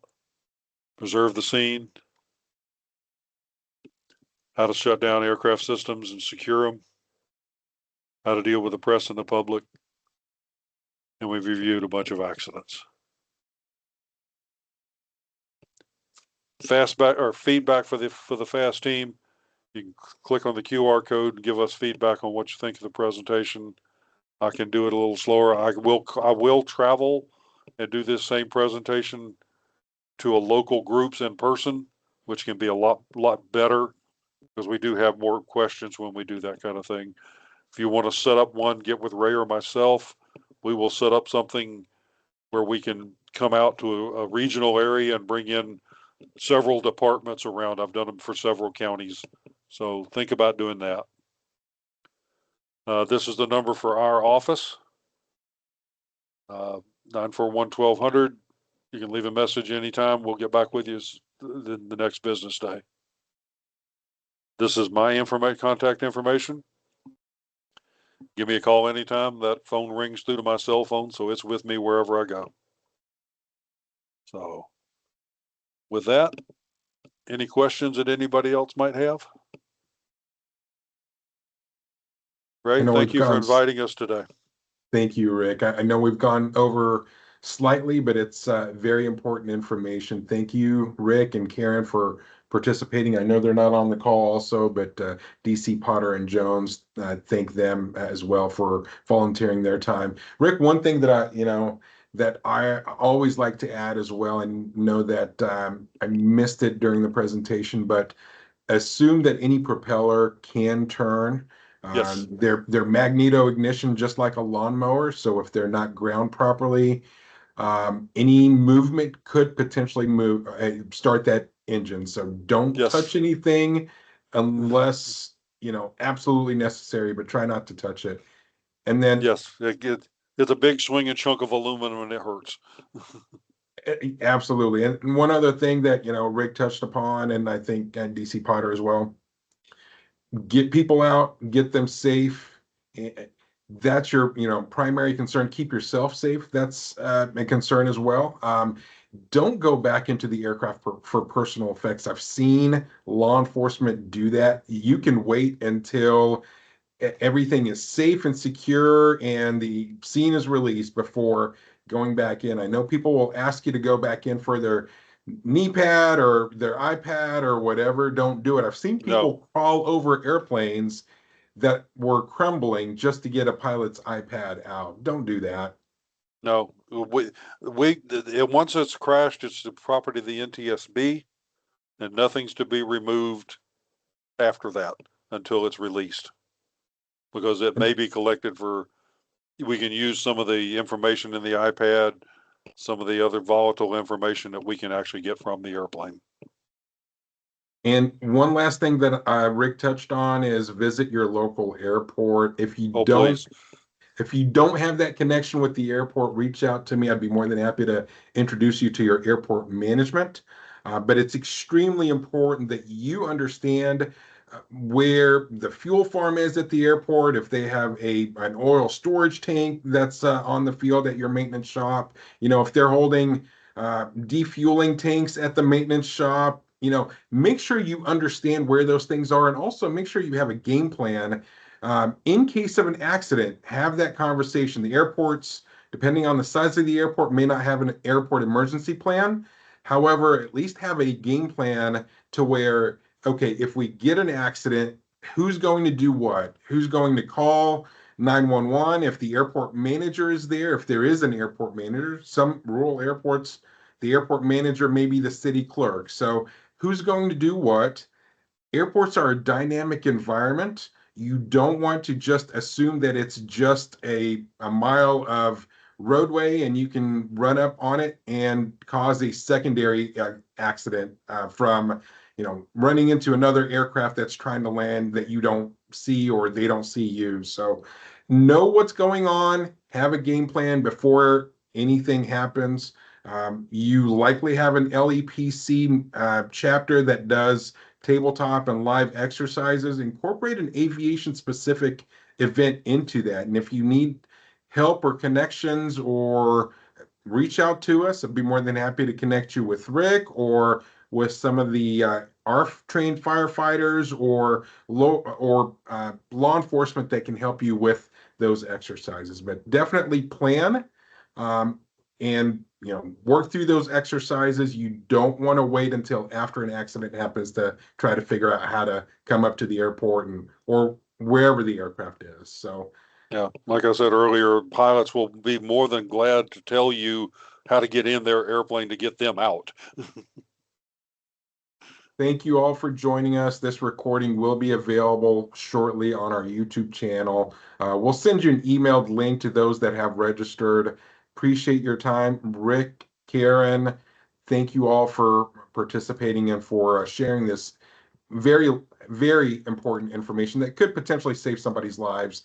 I'm going to leave the screen again for contact information, but again, we'll share this information in an email shortly. Great, thanks for doing this. Thanks, Rick. Appreciate it. Love the info.